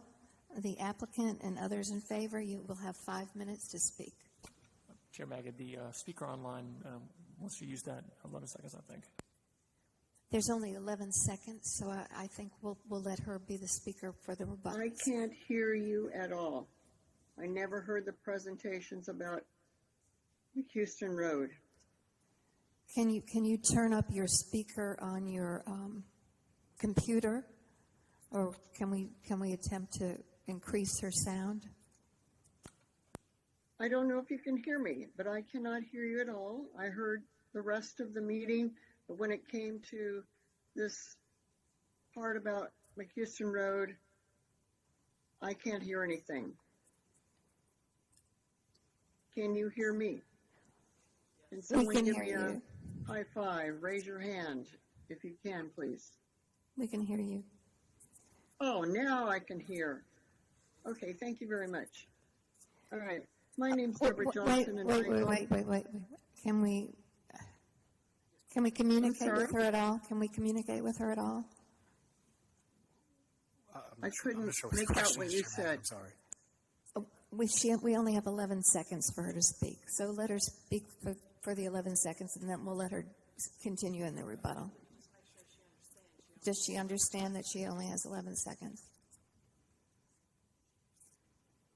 All right, sorry, it sounds like you're talking in a tunnel. It's hard for me to understand.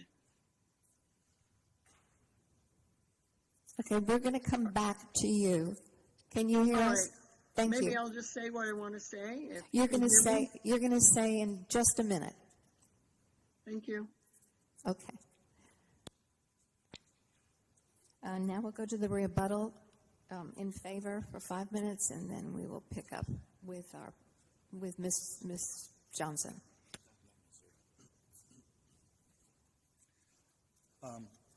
Okay, regarding Ray Adams' comments about access to major roads, we are not very far from Holden Road. I mean, so there is access there, and it was looked at by the GDOT. Hear me? Okay. It was looked at by GDOT, and they determined that it would not generate enough traffic to warrant to have a traffic impact analysis. As far as comment about leading to future apartments, it's not relevant. I mean, we can't control what's going to happen, and I don't see how that would work. The upkeep, the owner is a very prominent businessman in the city. He's doing this to basically set a legacy for his kids. So he wants to keep this as being a very nice facility, and he keeps his business, very nice. If I can tell you, he owns the Impex Auto Sales, so that gives you an indication of the type of person he is and the way he keeps that business. It's going to be kept very nicely. No doubt about that. Regarding the storm drainage, we have requirements that we'll have to comply, both for quantity of runoff and also quality. So we are required to keep the flow equal to what the pre-development is. So there will not be any additional impacts from this as far as any additional runoff.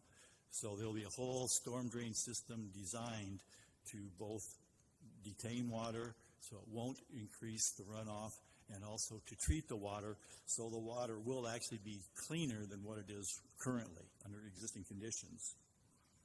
And as far as the impervious surface, basically we're limited to 50% of the site can be built upon area. So it's going to be 50% or less. As far as making reference to another apartment complex, I have no idea how many apartments are in there, or how that would relate to this at all. But the way it sounded, that was a much larger development than what we are proposing. As far as Mr. Williams, yes, I did make a mistake as far as putting the wrong date on there. I didn't catch that. Cut and paste stuff. I'm sorry about that. It was incorrect. I'll admit that. Regarding some of his other comments, noise, construction is limited to certain hours of the day, so that's just a normal construction activity. So it shouldn't be, the noise is not going to be going on into the evening hours or anything. So basically that's all I have to say at this point in time. Thank you very much. Is there anyone else that would like to speak in favor? All right. Then we'll have the rebuttal for the opposition. I'd just like to go to Ms. Johnson, please. Chair Maggot, while we're waiting for Ms. Johnson, Just in the same spirit as my previous comment, at the outset of the meeting, I say we can't consider who owns, lives at, so on and so forth, kind of a catch-all statement there. In the same way that we shouldn't consider whether it's going to be owner-occupied or renter-occupied, we also shouldn't be giving credence to who the particular owner is and that sort of comment that was made at the outset of Mr. Ringler's rebuttal. Just wanted to reiterate that fact. Thank you, Mr. Ducharme. Also, stormwater, that is something that would come up in the technical review meeting, which would come after the land use, but we're only determining land use here. So now we'll hear from Ms. Johnson online. Thank you. Will you state your name and address, please? Can we get her back on? Yes, Chair Magid, we are working with that now. Ms. Johnson, could you please, can you hear us? Can you raise your hand if you hear us? Yes, now I can hear you, but when Mr. Ringer started talking the second time, I couldn't hear his comments of Mr. Adams. So I'll make this brief. I own a house in Covington Place, and to my knowledge, no homeowner in Covington Place received a note from Richard Ringel. We didn't get his phone number or email address. I'm concerned. I don't know if there's going to be a fence between his property and our properties. And is he going to be the renter of the apartments, or is he going to sell the buildings and someone else will buy it? So that's you can answer that later time. But my opposition lies in the traffic. McHouston Road is basically a dead end. You know, not all roads lead to this apartment complex. There's one way in and one way out. These 48 units will overwhelm the single-family homes in the neighborhood. It will be mostly now an apartment neighborhood instead of a single-family home neighborhood. And you add on top of that all the school buses and Amazon delivery trucks, only one way in, one way out. It's going to be a mess. I'm also concerned about renters that move out and leave their unfixed cats behind. I am a cat rescuer, and we already have some of those situations in Covington Place. And I imagine with apartment complexes, it's going to exacerbate the unfixed cat population should people move out and leave their unfixed cats behind. And that starts a cycle that is very difficult to break. Thank you for listening. Thank you. Would you give us your name and address, please? Can you hear me? Sorry? Could you give us your name and address for the record? Deborah Johnson, 3607 McHouston Road, number 64. Thank you so very much. Does anyone else want to speak in opposition? You have 3 minutes and 21 seconds. I just want to reiterate that, the use of these three-story apartment buildings, the use of the three-story apartment buildings is nowhere near this residential area. Like I said, the closest apartments are almost a mile away.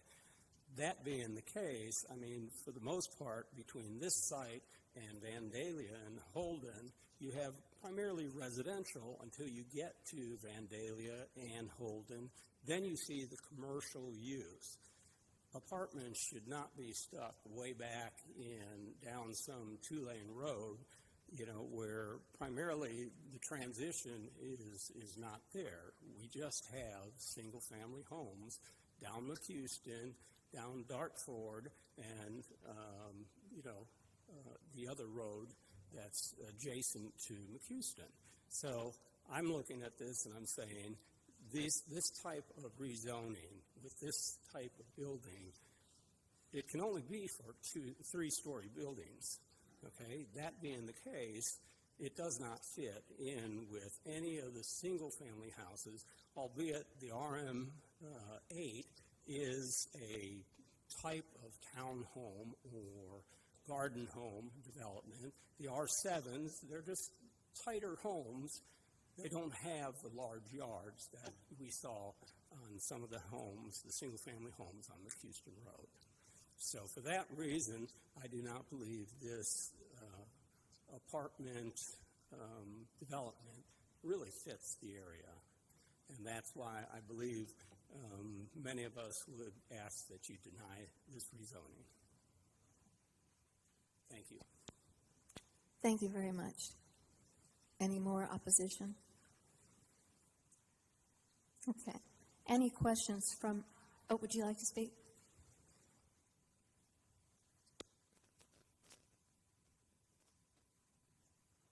Just state your name and address first, please. Sorry, I was not planning to speak. My husband will say, of course she did. I am Kendall Robinson. I live at 3607 House 7, Covington Place, or McHouston Road. We've been there for 25 years.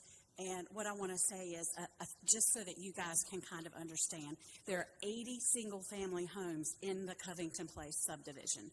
I wanted to make sure that that's clear to you. The Covington Place subdivision is probably 2 to 3 parcels, or whatever you call it, lots down from where this development would be.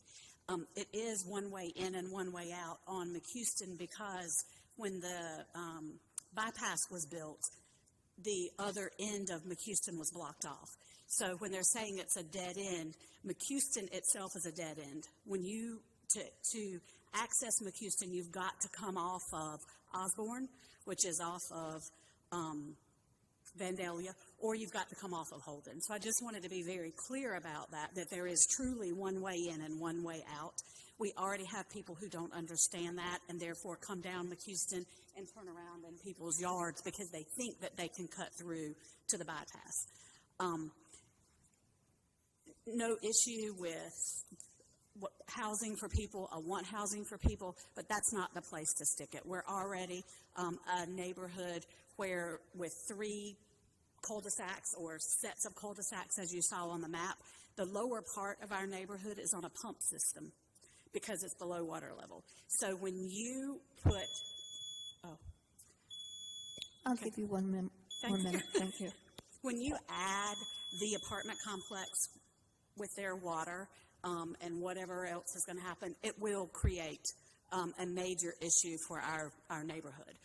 We already deal with water runoff alone from the construction there on the bypass. So that's been an issue since McHouston was turned into a dead end. So I am 100% positive that if there is paving and more concrete, brick, whatever it's going to be there, we're going to have a bigger issue. And that expense falls on us as a private community, as the homeowners there, to continually have to take care of any sort of water flow issues. Thank you. Thank you so much. Thank you so much. You know, runoff is not one of the issues that we determine, but we appreciate you letting us know that. Thank you so much. Okay. Thank you. And the size of the unit, your building is important. Thank you. Well, because that's 80 houses, and Thank if you you. think 42 apartments, 2 Yes. cars apiece, or whatever Yes. they said, that's another Thank 80, you. 90. Thank you so much. Thank you so much. Any comments from the commissioners at this point? I just had one thing I wanted to say. Anybody? Okay. I have a concern about the density of this. You know, the lots that she's referring to at Covington. And then okay. Well, I wanted to ask him a question. Okay. All right, we're going to close the public hearing first. Okay? And then we'll open it to discussion. All right? Thank you.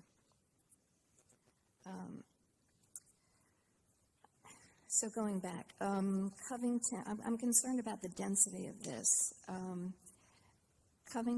This project is on 2.5 acres. Covington is on 8.4 acres. And Anniston is on 15 acres. The lot sizes for Covington is like 0.3, 0.4. This is like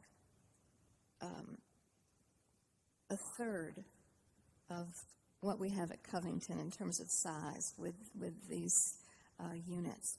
I will not be supporting this. I think that the public outreach was very limited, and I think it's too dense. Thank you. Property zoning probably was a little different back then when this was built, because it goes back very well, 30, 40 years. So zoning would have been different that time. I'm sorry, Mr. Gilmore, I did not hear what you said. I'm sorry. I said property zoning. This is probably, that development of property is 30 or 40 years old, I guess, Mary. Zoning was different back then, too, when this was built. So zoning has changed a lot over the years. What is it? Yes. The other condition, the 3 stories, I don't feel comfortable with the 3 stories. Thank you. I'd like to add something as well. Obviously, we need more housing in the city of Greensboro, but this right here shows the lack of community involvement and lack of communication. We all make mistakes of dates. I do it all the time, right? But there's always corrective measures, and we value the citizens of Greensboro and our neighbors. And so I do believe the conditions that are current would be even more if there were the individuals, the neighbors who had buy-in. So I cannot support this because of a lack of communication at this particular time, but I do wish you all the very best in the very future. I probably said something out of line, so the attorney's going to get me. No, Mr. Downing, if I may, just to kind of piggyback off of the comments that have been made so far. If y'all do have substantive concerns, and Chair Magid, I know you outlined some, understood. With regard to notification, I do just want to gently remind the board that the ordinance as it's written right now requires notification from the city. Of course, we all understand the value of the additional notice provided by developers and so forth, but the LDO specifically requires city to give notice. And staff could speak to the occurrence of that, so I just want to And they remind would have folks received that, correct? that staff would be situated to respond to that. Yes, staff sent out notices to everybody that owns property within 750 feet of the subject property. So understanding the emphasis that we would like to put on community outreach with the applicant, they were notified of the public hearing tonight. So if, we can vouch that went out at least. Thank you so much. I recall when Covington Place was built, I sold some of the units when they were first built, so I'm very familiar with the neighborhood. And I also appreciate the desire to keep it single family. I know with the growth that we anticipate in Greensboro, we need to find ways to do a little higher density in some places, but this density seems too extreme to me for the neighborhood where it's to be placed. And so I'm inclined to agree with previous comments that the density is too high for where it is proposed, and I can't support it for that reason. And I realize we can't make our decision based on neighborhood communication, but I do have to comment that it's disappointing when neighbors don't receive those notices, and that's not it's not a requirement, so we can't make our decision solely on that. But I think it makes good business sense to communicate with the neighbors when you're going to place something like this. Just one other quick thing. So I echo all the other commissioners' comments. Going from the surrounding density to that level of density is just not right for the existing people who have ownership interest in property around there. I'd love to see the developer come back with a revised, less dense plan. Doesn't mean it has to be, it can still be denser than what exists in the surrounding area. And as part of that, I'd also like to see a significantly improved communication plan. One of the things that was never mentioned was, I don't know when exactly the error about the date of the community meeting was discovered, but there was no discussion about a follow-up letter correcting the record on that, and that's, to me, profoundly disappointing. Thank you, Mr. Nichols.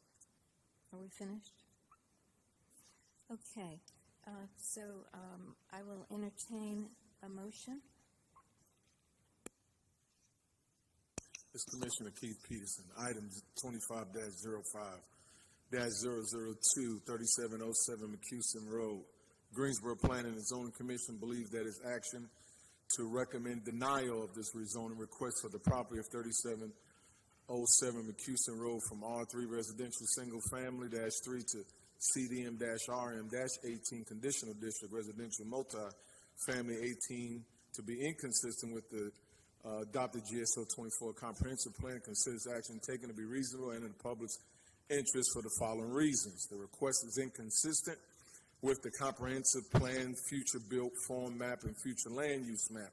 The proposed CD-RM-18 zoning district, even as condition, does not limit negative impacts on the adjacent properties, nor does it permit uses that fit the context of the surrounding area. The request is not reasonable due to the size, physical condition, and other attributes of the area. It will be a detriment to the neighbors and surrounding community, and denials in the public's best interest. Second. Thank you, Mr. Peterson and Ms. Turner. We will take a vote now. All those in favor of the denial, please raise your hand and say aye. Aye. Any opposed? That passes 8-0. The zoning denial constitutes a final action unless an appeal is submitted in writing to the planning department and an appeal fee paid within 10 days. All zoning appeals will be subject to a public hearing at the Tuesday, July 15th, 2025 City Council meeting. Thank you. Thank you, Commissioners. We have reached the 7:30 mark, and because we have the caption hearing impaired part of this, we are duty-bound to take a break. So we will be taking a 15-minute break and come back.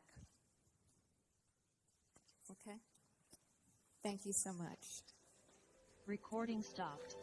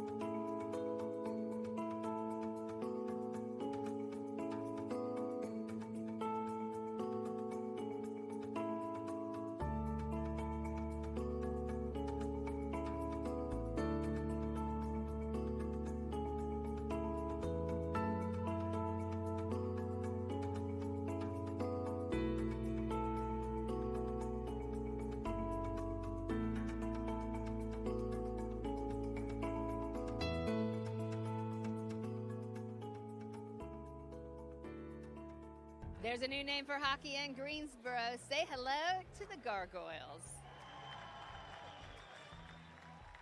Andy, what do you think about the Gargoyles? Oh man, just over the moon. My inner gargoyle was ready to fly high all day. I had a hard time not saying it all day. I'm glad we made it to tonight, but special night.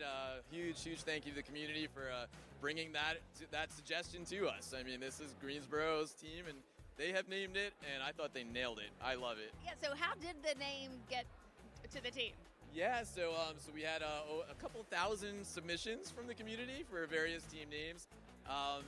This was one of the leaders, and just instantly connected. So again, I thought it crushed it, and again, we're excited to see those uniforms and name eventually our NHL affiliate and first player signing, mascot. We got a lot more celebrations to come. This is just the first. There is a lot to come. I don't know of any other Gargoyles in the whole country. Have you ever heard of a team with a gargoyle? No, and you know what's funny? Because we hadn't either, and once it was established that this is what it was going to be, we're like, we can't believe that there's never been a team named the Gargoyles. Right.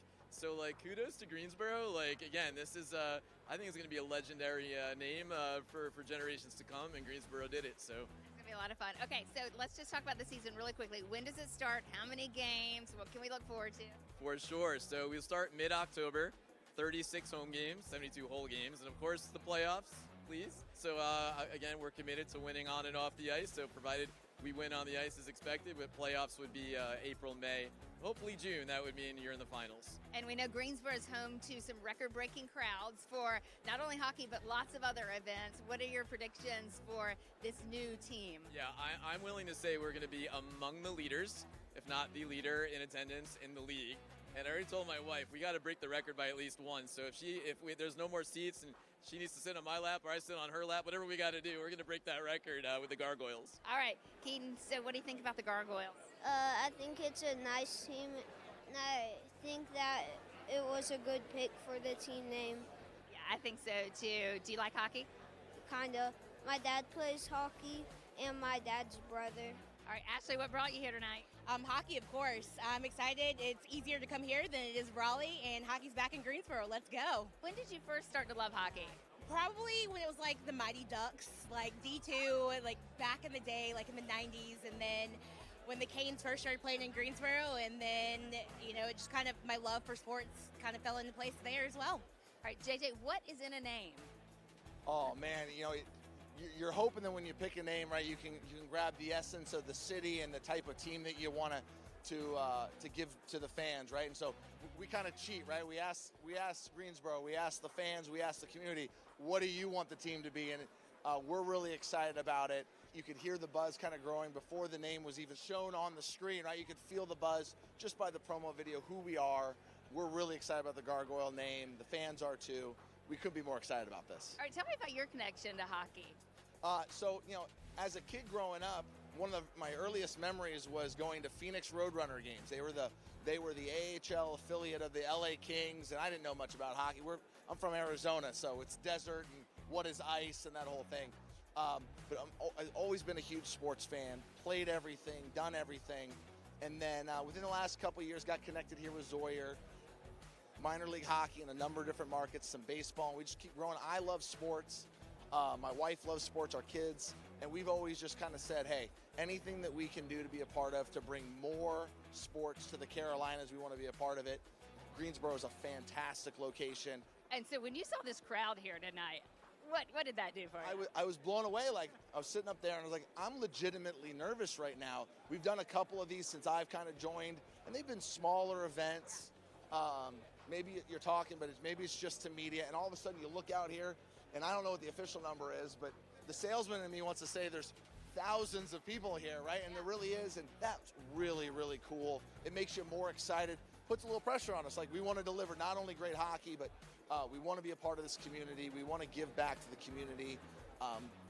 Just even my time with the Panthers in Charlotte, so much of pro sports is being connected with the community. And so a great opportunity for us to do that and hopefully give this city a winning hockey team and someone they can be very proud of. And a winning experience for families, for sure. Absolutely. My wife and I, we take our kids all the time in Charlotte. We're going to be coming up here to a bunch of games. It's fun. Hockey is probably the best sport to watch lie. Like, I'm not supposed to say that because I play football, but like, it's fun, it's fast-paced, it's great for families, we're thrilled. Rep the Gargoyles and get your season tickets now at gargoyleshockey.com.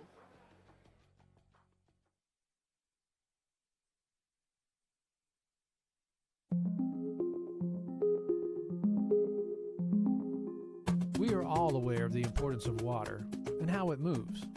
From the highest points of land, it moves downstream, through streams and rivers, eventually making its way to the sea.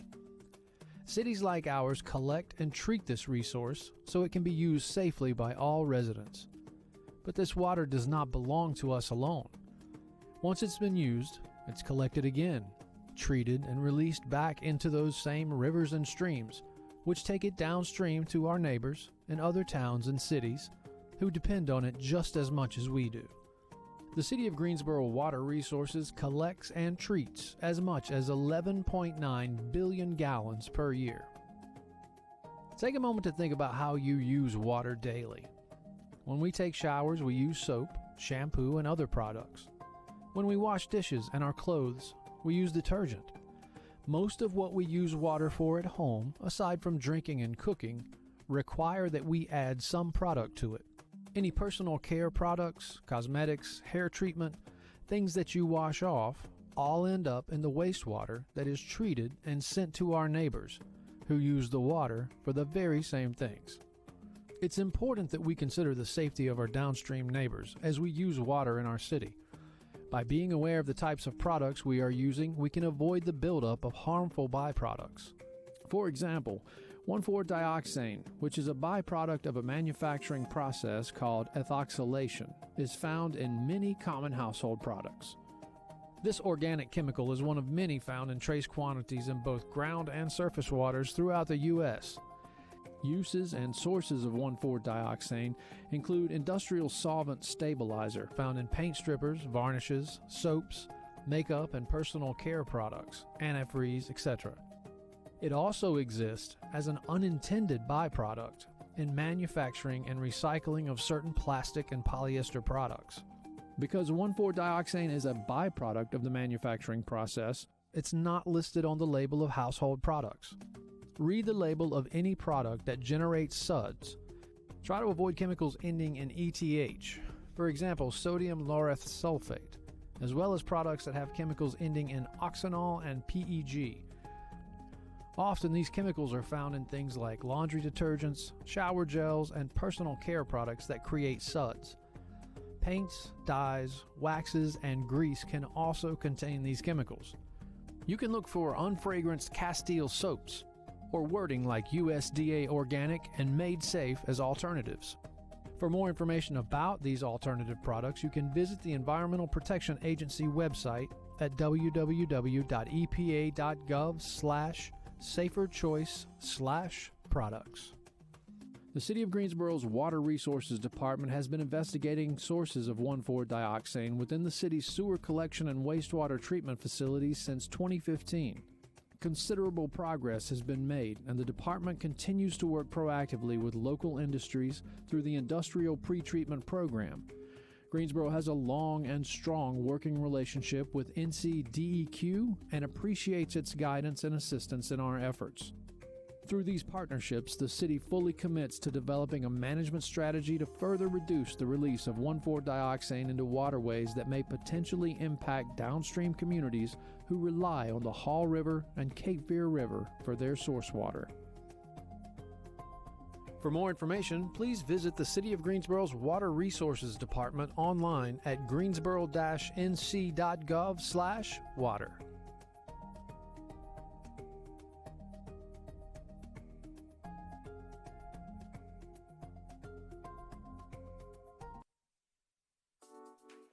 Professional basketball has a brand new home. The Greensboro Complex is now home to the Upshot League. Women's professional basketball is coming to Greensboro. So, Alex, what is the Upshot League? Upshot League is an opportunity for women's athletes and basketball players specifically to up their shot and to achieve their goals and get to the level they want to. When you look at the WNBA, there's only so many roster spots. This league is going to offer them an opportunity to continue playing, develop their game, and hopefully get to the next level. We'll start assembling staffs and a coaching staff. I'm sure there'll be a little bit of recruiting, and I'm sure there'll be some tryouts as well. As we mentioned, there's only going to be 11 players on each of the 4 teams. Obviously, we hope to grow the league a little bit, but it'll be 11 spots, so that's going to make it really competitive. And you could expect to see maybe players that didn't quite make it in the WNBA, maybe were released, and maybe some graduating college seniors that want to keep their game going. So some of the fun part is that you'll get to see some players that you already have come to know and love from college basketball, and some who may end up in the WNBA. Yeah, absolutely. That's it. I mean, you're going to see the future of the game, right? Future stars of the game potentially, and that's it. I mean, it's very similar like with the hockey too. Those players are developing their craft to get to the next level, and that's what we're offering here on the women's side, especially with the fact that the women's sports, both on the basketball side and the hockey side, is booming right now, and that was the reason why we kind of got this project going, and also the passion of Donna Orender as well. She really spearheaded this thing. Well, and we know how great it is to watch sporting events here in Greensboro, and you can be right up close to the action. What drew you to Greensboro? When you're starting a team or anything, you have to have good support from the community and the city itself and the facilities, and we have all that here. We've already established that now with the Gargoyles, and so it was a no-brainer to offer this opportunity. The facilities here, it's a great sports town. Basketball is well loved here, so I mean, it just made sense. It was a little slam dunk, right, to put it there, but it was an easy decision to offer it to the city, and they certainly didn't waste any time jumping on it. Well, we are so glad to have you here. We can't wait to find out what the day will be. Yeah, we can't wait either. Again, just get on that website and put in the names. They did a great job at the Gargoyles, so I'm expecting it to be really good here for this. And games start in 2026, right? Right, yeah, 2026, May of 2026, and there'll be 40 games, 20 home games. They'll be played right here. All right, Scott, why women's professional basketball? Why did you want to hear? Well, our community is growing. We've got business moving here. We have opportunity ahead of us. Obviously, announcing a hockey team meets one segment of the population, but there's a whole youth movement, a whole women's sports movement, a whole women's basketball movement that's going on globally, and we want to be a part of that. We've invested 25 years in the ACC women's basketball tournament. We've done single women's basketball games. We do AAU volleyball for ladies. We do basketball for ladies. This is our opportunity to sort of say, we do youth sports, we do college sports, and we want to do women's professional sports. Love it. And what is great about this particular spot is you can get so close to these professional athletes. I tell everybody that comes to events in the Novant Health Fieldhouse is that the fans absolutely love it. You are that close to a future NBA All-Star in those games, and you'll be that close to a future women's basketball professional. So the environment is exciting. The games are very cool in terms of the promotions and the giveaways, and they're going to do all that stuff. And the Zoyer Sports is our partner, and they're going to do it right. Okay, we've been visiting you a lot recently here at the Greensboro Complex. Any hints on what more things to come? I don't think I've got any secret sauce to give you. Our next focus is we're really going to focus in on more bigger concerts and how do we attract those to Greensboro. There's some interesting dynamics going on in our country with concerts, and whether it's the NBA cities get all the big ones and the smaller cities don't, and how can OVG help with that? Something else sweet about this league, you can help to name the new team. Go to theupshotgreensboro.com and submit your choice for a great name for this new professional team. While you're there, you can also make a deposit for season tickets. It's time to play ball.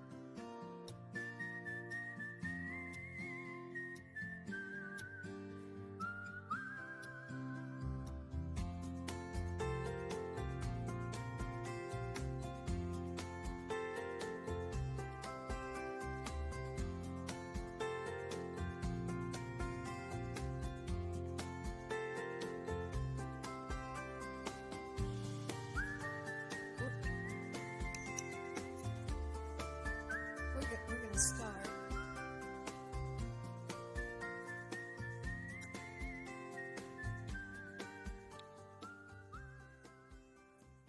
Thank you. Recording in progress. The next item on our agenda is Z25-05-005, a rezoning request from PUD Planned Unit Development to PUD Planned Unit Development and consideration of the required Unified Development Plan for the properties identified as 3510 and through 3516 West Friendly Avenue and 805 through 807 Hobbs Road, generally described as north of West Friendly Avenue and west of Hobbs Road, 6.61 acres. Mr. Nelson. Thank you, Chair Maggid. The subject properties contain approximately 6.61 acres and are located north of West Friendly Avenue and west of Hobbs Road.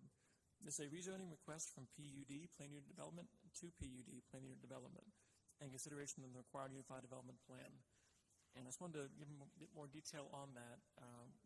The Planned Unit Development Zoning District allows for an applicant to define standards, allows the applicant to define zoning standards and other elements of development to better fit more intricate and complicated development patterns. So what they're doing here is modifying the PUD zoning to fit with what they now see as their development pattern, which couldn't be done under the current zoning conditions. The north of the request is zone CD R5, conditional district, residential single family 5. East of the request is zone CDCM, conditional district, commercial medium. South of the request is zoned R3, residential single family 3. And west of the request is zoned R3 and CDO, conditional district office. The subject properties are currently undeveloped. North and south of the request contains single family dwellings. East of the request contains a shopping center use, and west of the request contains a religious assembly use. This image shows the subject properties as seen from West Friendly Avenue, and this image shows the subject properties as seen from Hobbs Road. This image shows examples of the single-family dwellings located north of the request on Hobbs Landing Court, zone CDR5. This image shows the eastern portion of the shopping center use located east of the request on West Friendly Avenue, zone CDCM. This image shows single-family dwellings located south of the request on Heather Court, zone R3. And this image shows a single-family dwelling located south of the request on Wedgedale Avenue, zone R3. This image shows a religious assembly use located west of the request on West Friendly Avenue, zone R3. This view is facing east on West Friendly Avenue. The subject property is on the left. And this view is facing west on West Friendly Avenue. The subject property is on the right. This view is facing north on Hobbs Road. The subject property is on the left. And this view is facing south on Hobbs Road. The subject property is on the right. This is the condition which was proposed by the applicant, advertised associated with the request. And this is the Unified Development Plan associated with the request. In recommending approval of the request, staff noted that the GSO 2040 Comprehensive Plan currently designates the properties as urban general and within an urban mixed-use corridor and adjacent to a regional scaled activity center on the future built form map. The future land use map shows that the property is located within the Friendly Avenue Area Plan, and the Friendly Avenue Area Plan designates the properties as mixed-use commercial. The proposed rezoning request supports the comprehensive plan's filling in our framework big idea to encourage higher density, mixed use, walkable infill development, and it also supports the comprehensive plan's growing economic competitiveness big idea to build a prosperous, resilient economy that creates equitable opportunities to succeed. And in recommending approval, staff noted that the proposed PUD zoning designation as condition would allow a mix of residential and non-residential uses that are complementary to uses permitted in the surrounding area. The proposed uses and density are appropriate because the property is located along a major thoroughfare and directly adjacent to a regional scaled activity center. Care should be taken with respect to building orientation, building materials, building height, and visual buffers to ensure an appropriate transition to the lower density residential use on adjacent properties. I'm happy to answer any questions. Thank you, Mr. Nelson. If the applicant will come forward, you have up to 10 minutes. Please give us your name and address. Hello, Mr. Taylor. Good evening. Can you hear me okay? Nathan Duggins on behalf of the applicant, 400 Bellamede, Suite 800. Let me give you all a little bit of run of show. I'm going to introduce some folks to you tonight. I'm going to have Mr. Carroll come up and speak in a minute. I'm going to tell you a little bit about our neighborhood journey on this site because I know that's important to you. It was important to us. This was a very important effort by the Carroll companies, and what the neighbors wanted was very important to them. And then I've got our traffic engineer here. Mr. Davenport here is here. Dion is here. Mr. Davenport's son, John III is here. Charles Worsham is here, our in-house engineer. Of course, Mr. Carroll's standing behind me. In-house counsel, Paul Smith is here. A handful of other Carroll folks. So I hope by their presence it messages to this board this is really important to us. So let's start with what we're attempting to do here. It's currently a PUD, as Mr. Nelson lined out to you. We're keeping it a PUD in the new proposed zoning. And then there's a number of proposed uses that we'll talk about with you this evening as we go through the site plan. So community meetings. In December of 2019, when Mr. Carroll first bought this property, he convened a community meeting in which a number of people participated, dozens of people participated. And we handed out cards. We wanted to solicit information from the neighbors about what they really wanted this site to become for Greensboro and the Friendly Avenue community. And what was clear from those cards was they didn't want a strip center. They didn't want a surface parking lot that you pulled into and walked into and then got back in your car and drove away. And so we took that. COVID happened. Some other economic downturns happened. And in the beginning of this year, we re-engaged with the community. And on February 10th, we met with the Lutheran Church, which Mr. Nelson described as being on the west. I think everybody's pretty familiar with this site. And began a really great conversation with them about access. Could there be shared access? And those conversations are still ongoing. On February 11th, we met with approximately 12 neighbors of the Wedgewood Community Association, which is the neighborhood across the street. Those folks have seen a lot of development out their front door, or their back door maybe is a better way of describing it. So we wanted to get their feedback and had some great conversations with them, meeting again with them on April 21st and June 9th. On that same day, we met with the neighbors of Hobbs Landing, which is the neighborhood just to the north, 16 single-family homes that you heard Mr. Nelson describe as the single-family homes to the north.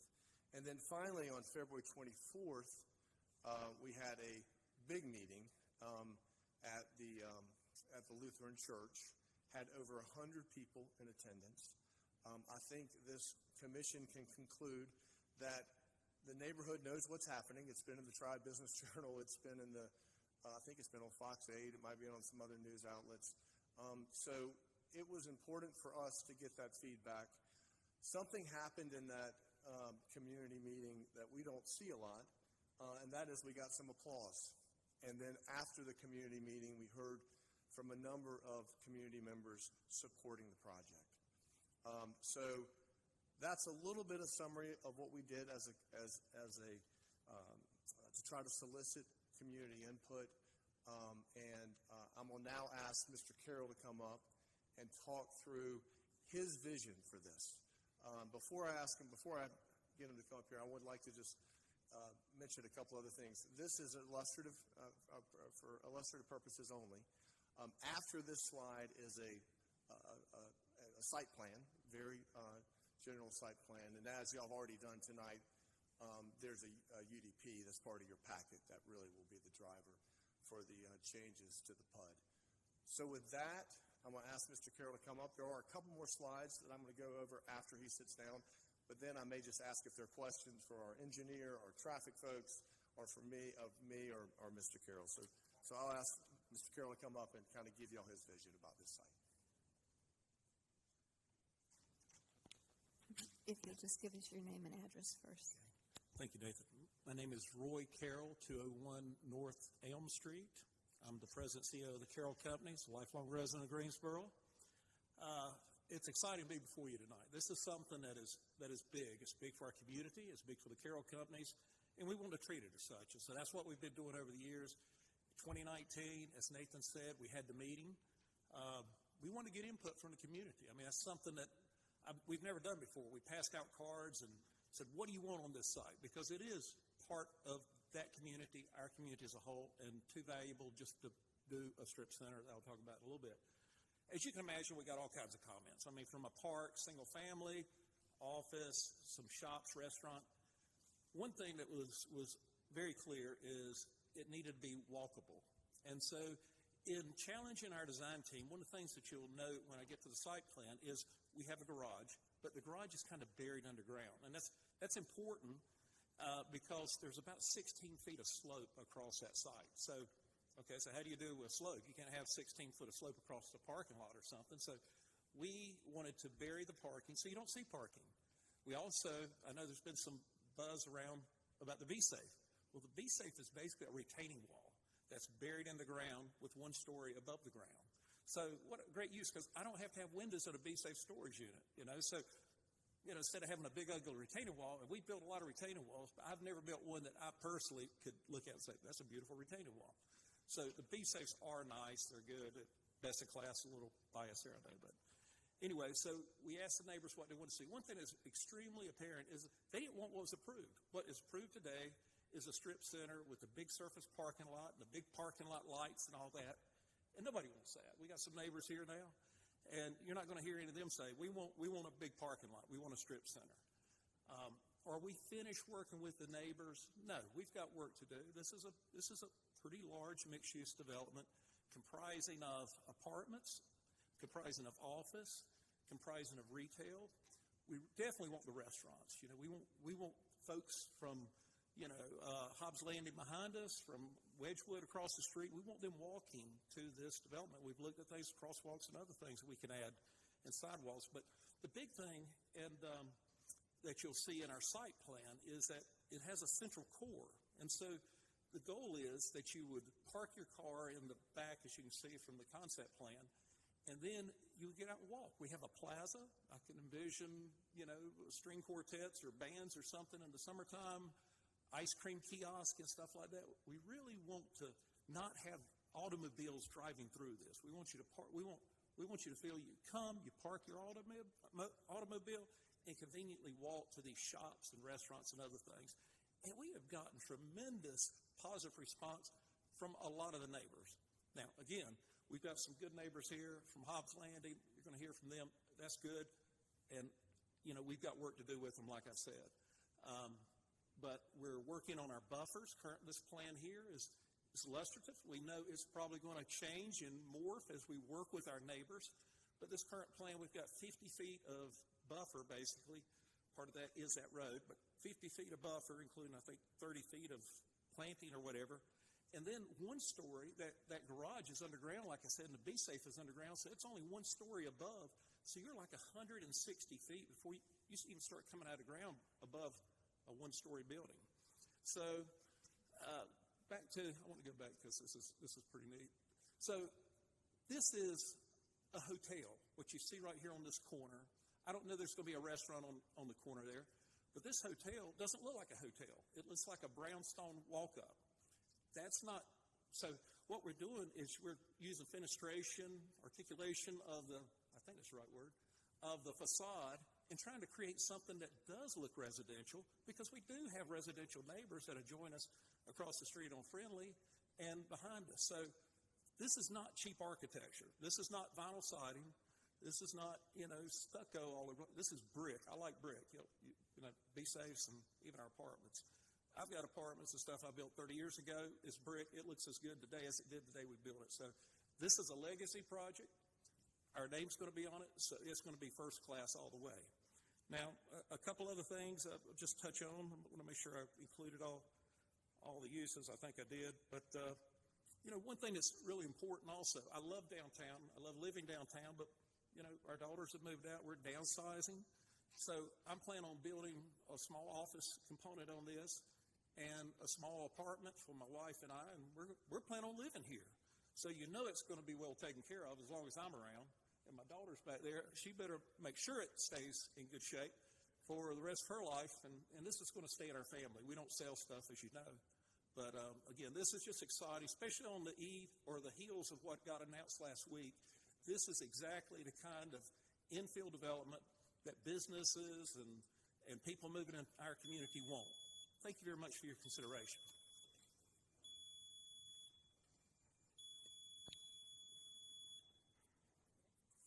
Thank you. All right. Any questions from the commissioners? Okay, we'll continue now. Next, those wishing to speak in opposition. You have a shared total time of 10 minutes. And do we have any people online that wish to speak? Have we? Okay, thank you.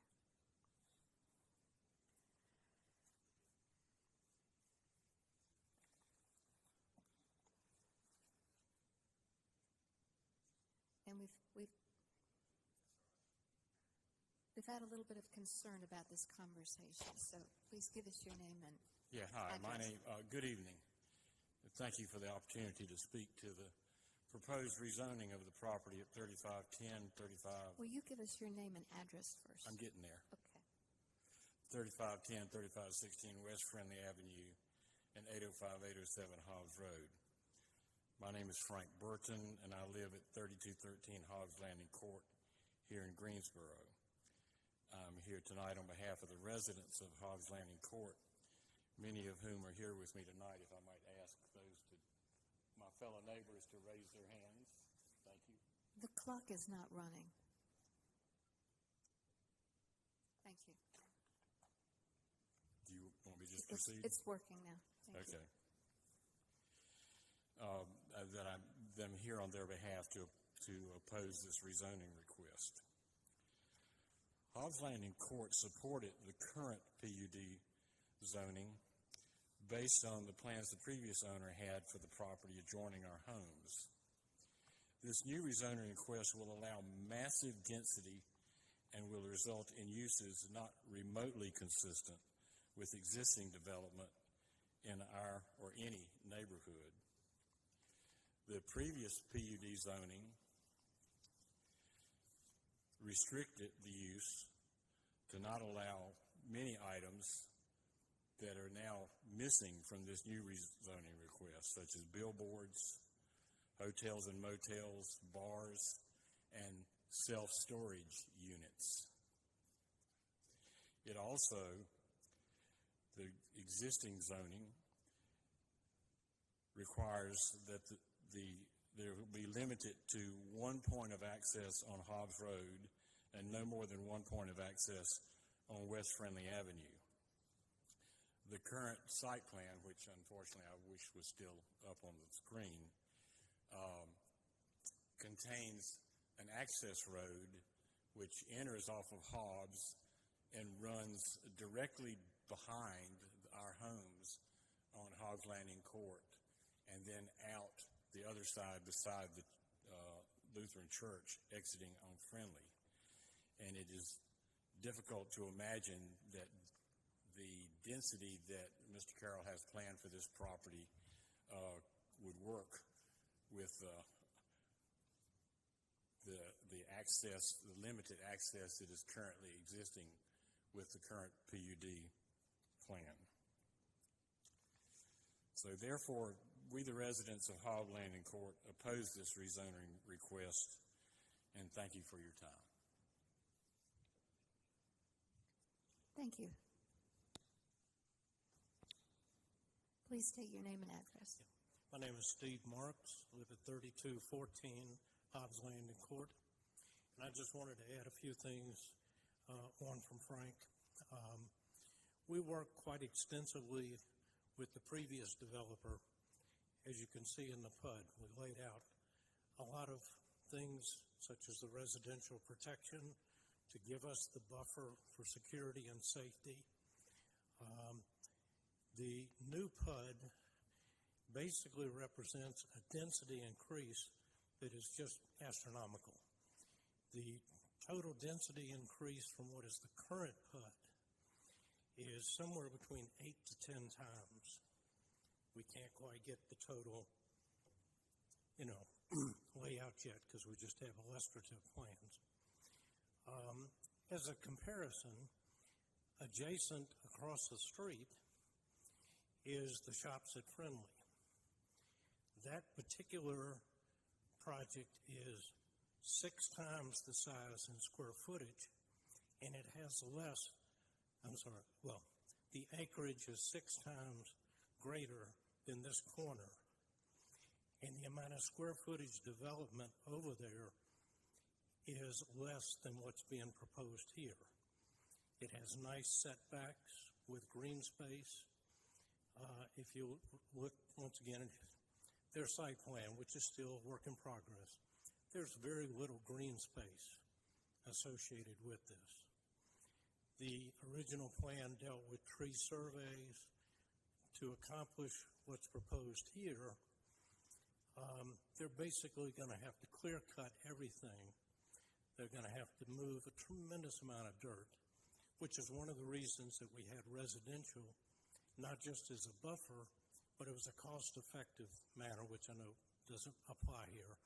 But by putting residential up against the Hobbs Landing, again, it just was all done from a diligent, a lot of time and energy into the PUD. We have no doubt that Mr. Carroll's going to do something that is going to be attractive, and so we have no qualms about his workmanship or what he would present. We look at the density of this. I've lived at that street corner over 30 years, one side of Friendly or the other. I know how difficult that street traffic light is when you go north-south. This will be a GDOT scenario, but we've been promised a right turn lane. If you put this kind of construction in here without a deceleration lane on Friendly Avenue, you have tremendous afternoon pickup for Sternberger that bends all the way from Sternberger all the way down Wedgedale, and it backs out onto Friendly. Coming out of this property and making a left turn is going to be dangerous. This intersection of Hobbs and Friendly Avenue already has quite a few wrecks. We have friends that have seen the wall that's up there at Friendly hit 3 and 4 times and one car pulled out of their backyard. You're now talking about adding thousands of more trips when what's talked about is an 80-room hotel, 200 apartments, retail, restaurants. It's a soup's kitchen. It's everything that they make, and there again, they make good property, but it's only 6.1 acre. It's an awful lot of density, and that's our concern is the height of this project. This will now be the highest thing when you drive down Friendly Avenue. The property is going to be right up against Friendly. Given the elevation above Friendly and the parapet wall that always fits on top of a hotel, you're looking at a 6-story equivalent building. There's nothing that's going to hit you in the face like the size of this development. So we ask your consideration to decline for those reasons. Thank you. Thank you very much. I have a question for Mr. Duchamp. This comparison that we just heard of the previous development, we don't take that into account, correct? The comparison of what it was agreed to previously in our that is something that you can take into account. We can? Yes, when you're making a determination of whether or not a rezoning is reasonable, you can take into take into consideration the degree of difference from what the current land uses are and what the proposed land uses are. Current land uses Yeah, taking a look at the existing zoning with existing conditions, existing neighborhood. UDP, comparing it to what's proposed, yeah. We can. Okay. All right. Just want to get clarity on that. Okay. There's still 3 minutes for opposition. Is there anyone else that would like to speak in opposition? All right. So then we'll move on to the rebuttal. And you have 5 minutes. Thank you, Madam Chair. I'm going to have Mr. Carroll come back and speak to some of the points that were raised, but I'm also going to have Mr. Davenport come up and talk about traffic, because I think he'll allay some of the concerns that were mentioned by some of the opponents as it relates to traffic. So I'm going to have Mr. Carroll come up, and I'm going to have Mr. Davenport come up, okay? I was so excited about telling you what we're planning on doing. I forgot to mention the hotel, so thank you, Mr. Burton, for pointing out the hotel. This is not a big hotel. This is not, the Sheraton at Four Seasons or anything. This is a very boutique hotel, and we want it to be the best in class. We haven't had in 20 years or so a top end. But just think about all these folks, these executives and people coming in that want an outstanding place to stay. And we can do better. We don't have a 5-star hotel in Greensboro, but hey, why can't we build one, right? So anyways, enough said about hotels. One thing I did want to mention, the church next door has been a very influential neighbor to us. We've sat down multiple times with them, talked about aligning their drive. Their drive doesn't work exactly with, I think it's Wedgedale Road or whatever. We told them on our nickel, if they're game, we're not forcing them to or anything else. We don't have to, but if they want to realign their exit entrance, we'll work with them on the Carroll Company's nickel, and we'll do that. But anyways, I don't want to take too much from Mr. Davenport, who will talk to you a little bit about traffic, but I think we've got that in a good place. Thank you.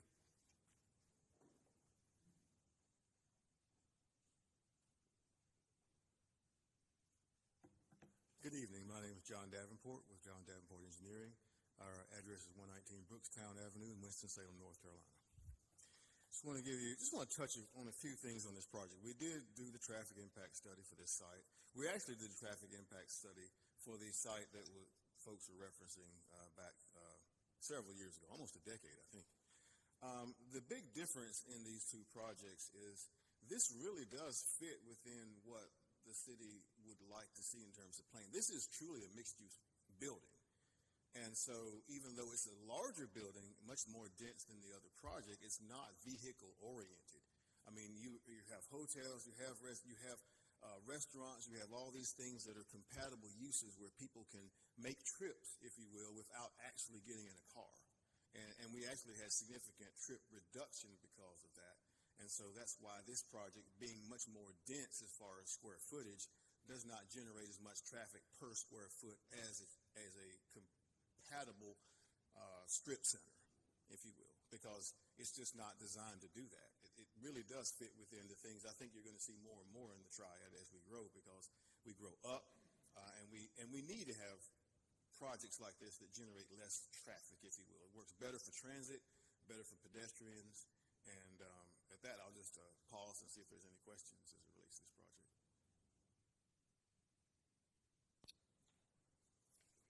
It was mentioned about the right turn. There was a mention of a right turn coming out of the property. I can reference. I know in the technical review all of this will be determined. Yes. But there was something mentioned about the turn lane coming down Hobbs, coming out of it to the right. A concern about that. Maybe you could. So are we talking about the intersection of Hobbs and Friendly? I think he was talking about that. We don't know. We just heard the right turn. So.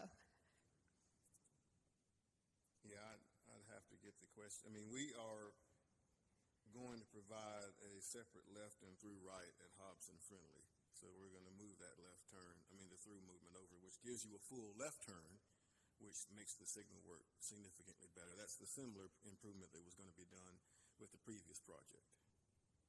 And then, of course, all the driveways will have turn lanes into them, and per GDOT standards. So all the access points will have the turn lanes that GDOT requires. But I'm not sure as far as which right turn lane that they're asking about. It was confusing.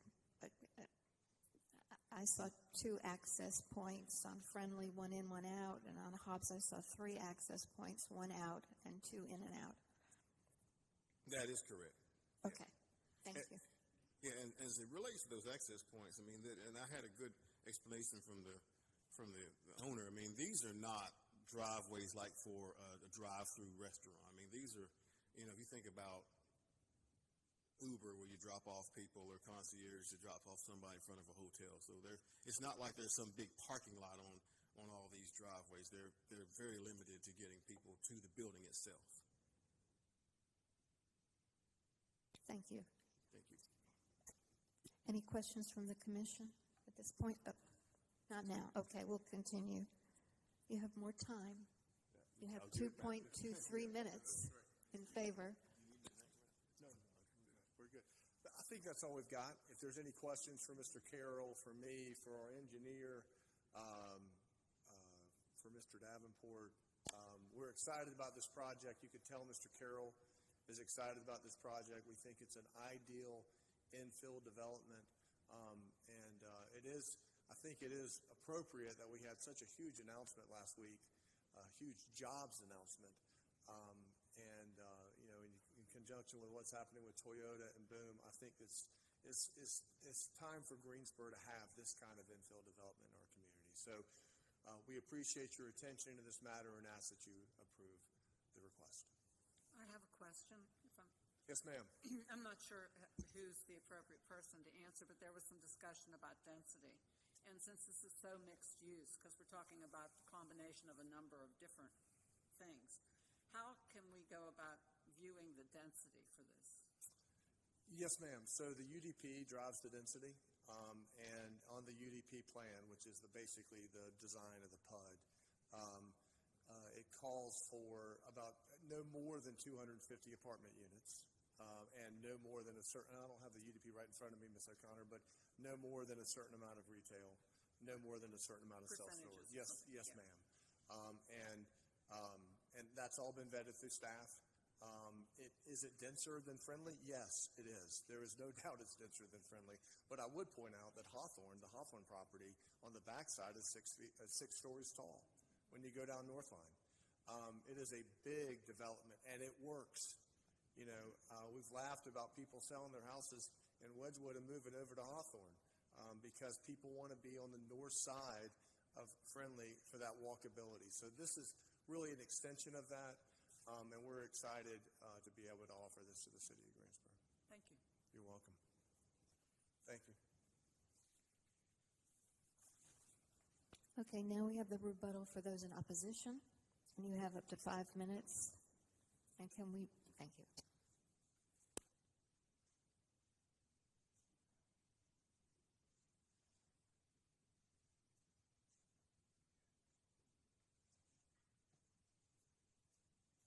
Again, my name is Frank Burton, and I live at 3213 Hobbs Landing Court. With all due respect to the traffic gentleman, I just don't think he really has given any specific numbers that we'll be dealing with 2 entrances and exits on Friendly and 3 on the short distance from Friendly to the entrance to Hobbs Landing Court.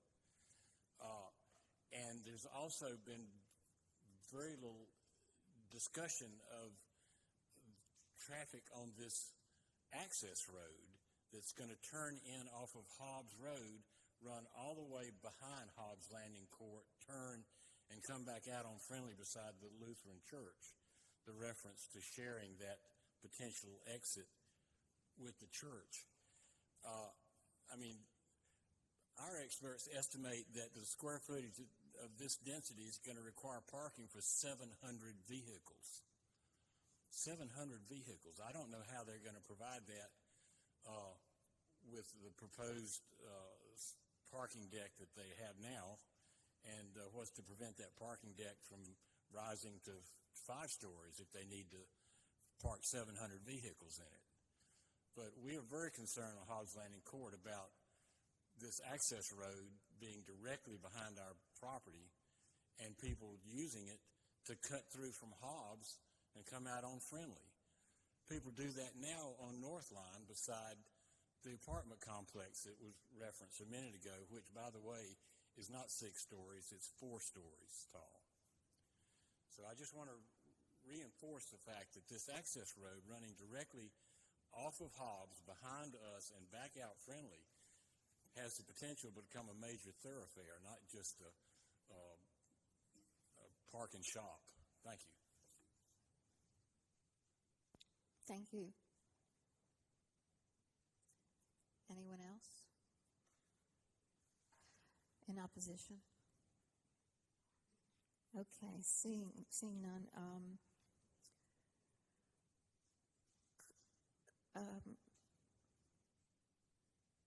Okay, so without further objection, I think we will close the public hearing and let's open this to discussion if the commissioners have any comments that they want to make. Yeah, I think as a commissioner, we all come to these meetings with our own personal experience and our personal bias. Before moving to Greensboro, I lived in Singapore for 8 years.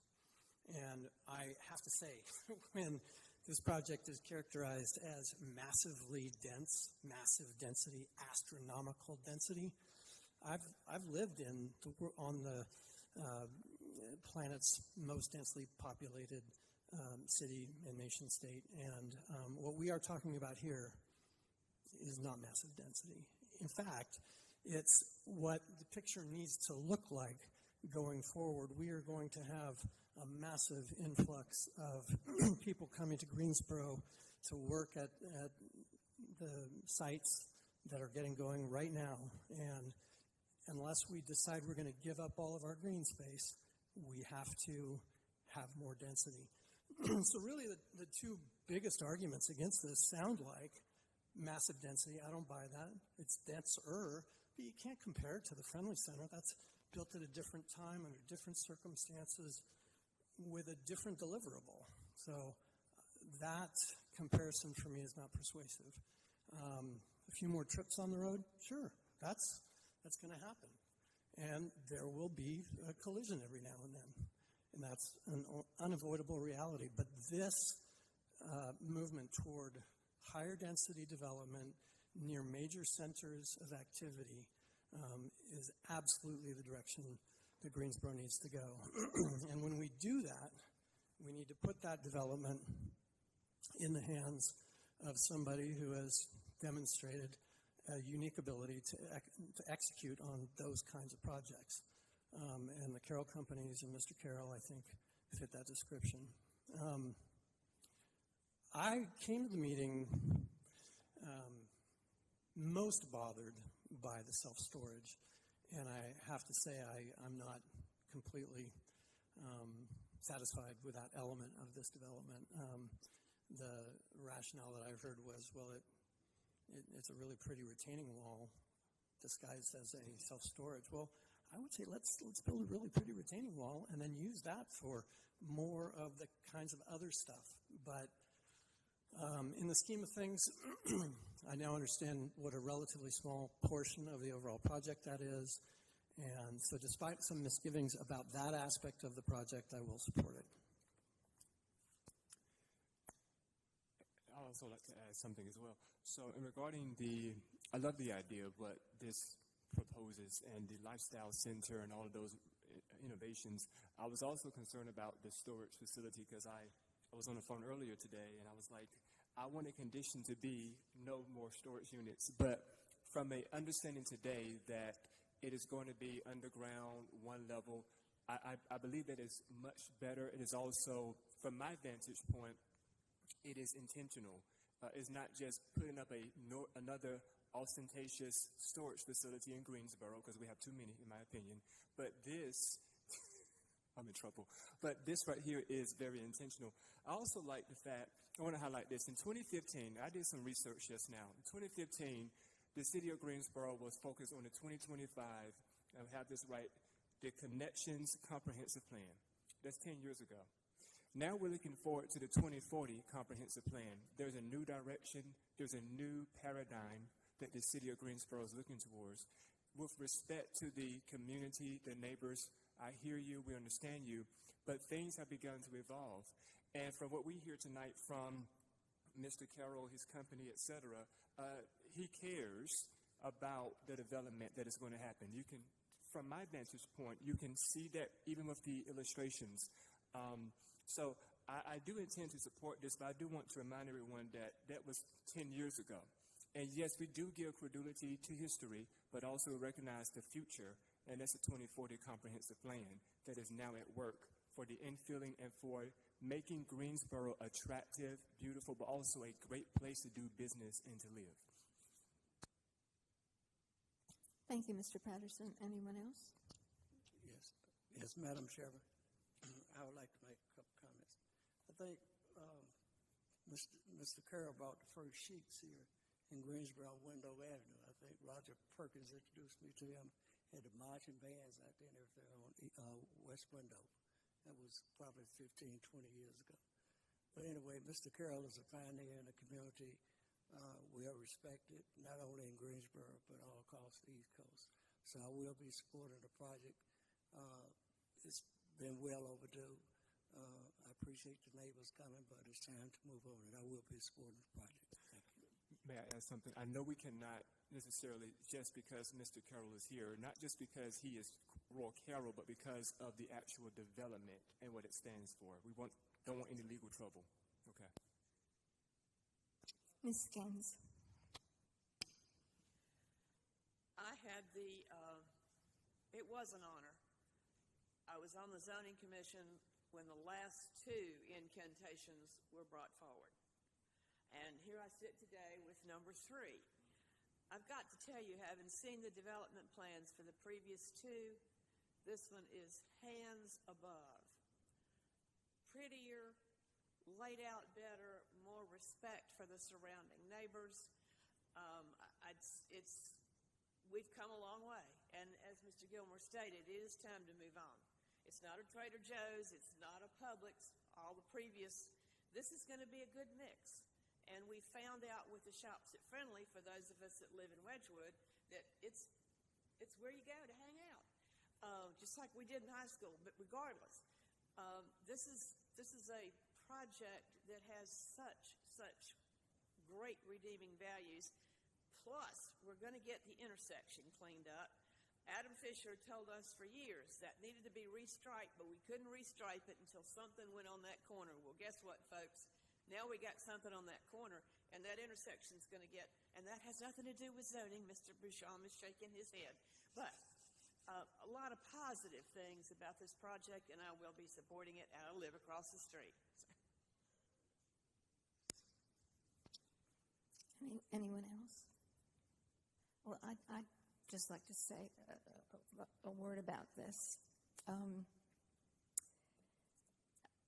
I agree with everything that has already been said, and I'd just like to add that I think that there was tremendous thought in considering what the city of Greensboro suggested that you might do on this property, and that what has evolved is the next level of development for the city of Greensboro. This type of development is happening across the country, but it hasn't happened here. And I agree with Mr. Downing and everyone everyone that has spoken that this is a cutting-edge project that we learned this week, that many new people coming here will be able to appreciate. So with that said, I like that road a lot because Tanger is further down. You know, my mom's a Tanger.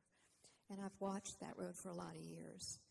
And where you have landed is significant.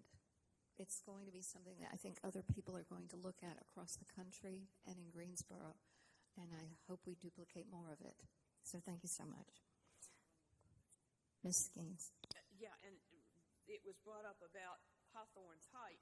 And so I went to Google Maps, And it is 4 stories of residential and then the garage underneath it. So I think y'all were counting some of the parking levels to get to 6, but it's 4 stories of pure apartments plus the garage underneath it. So Mr. Carroll's is not going to be the highest thing in the neighborhoods.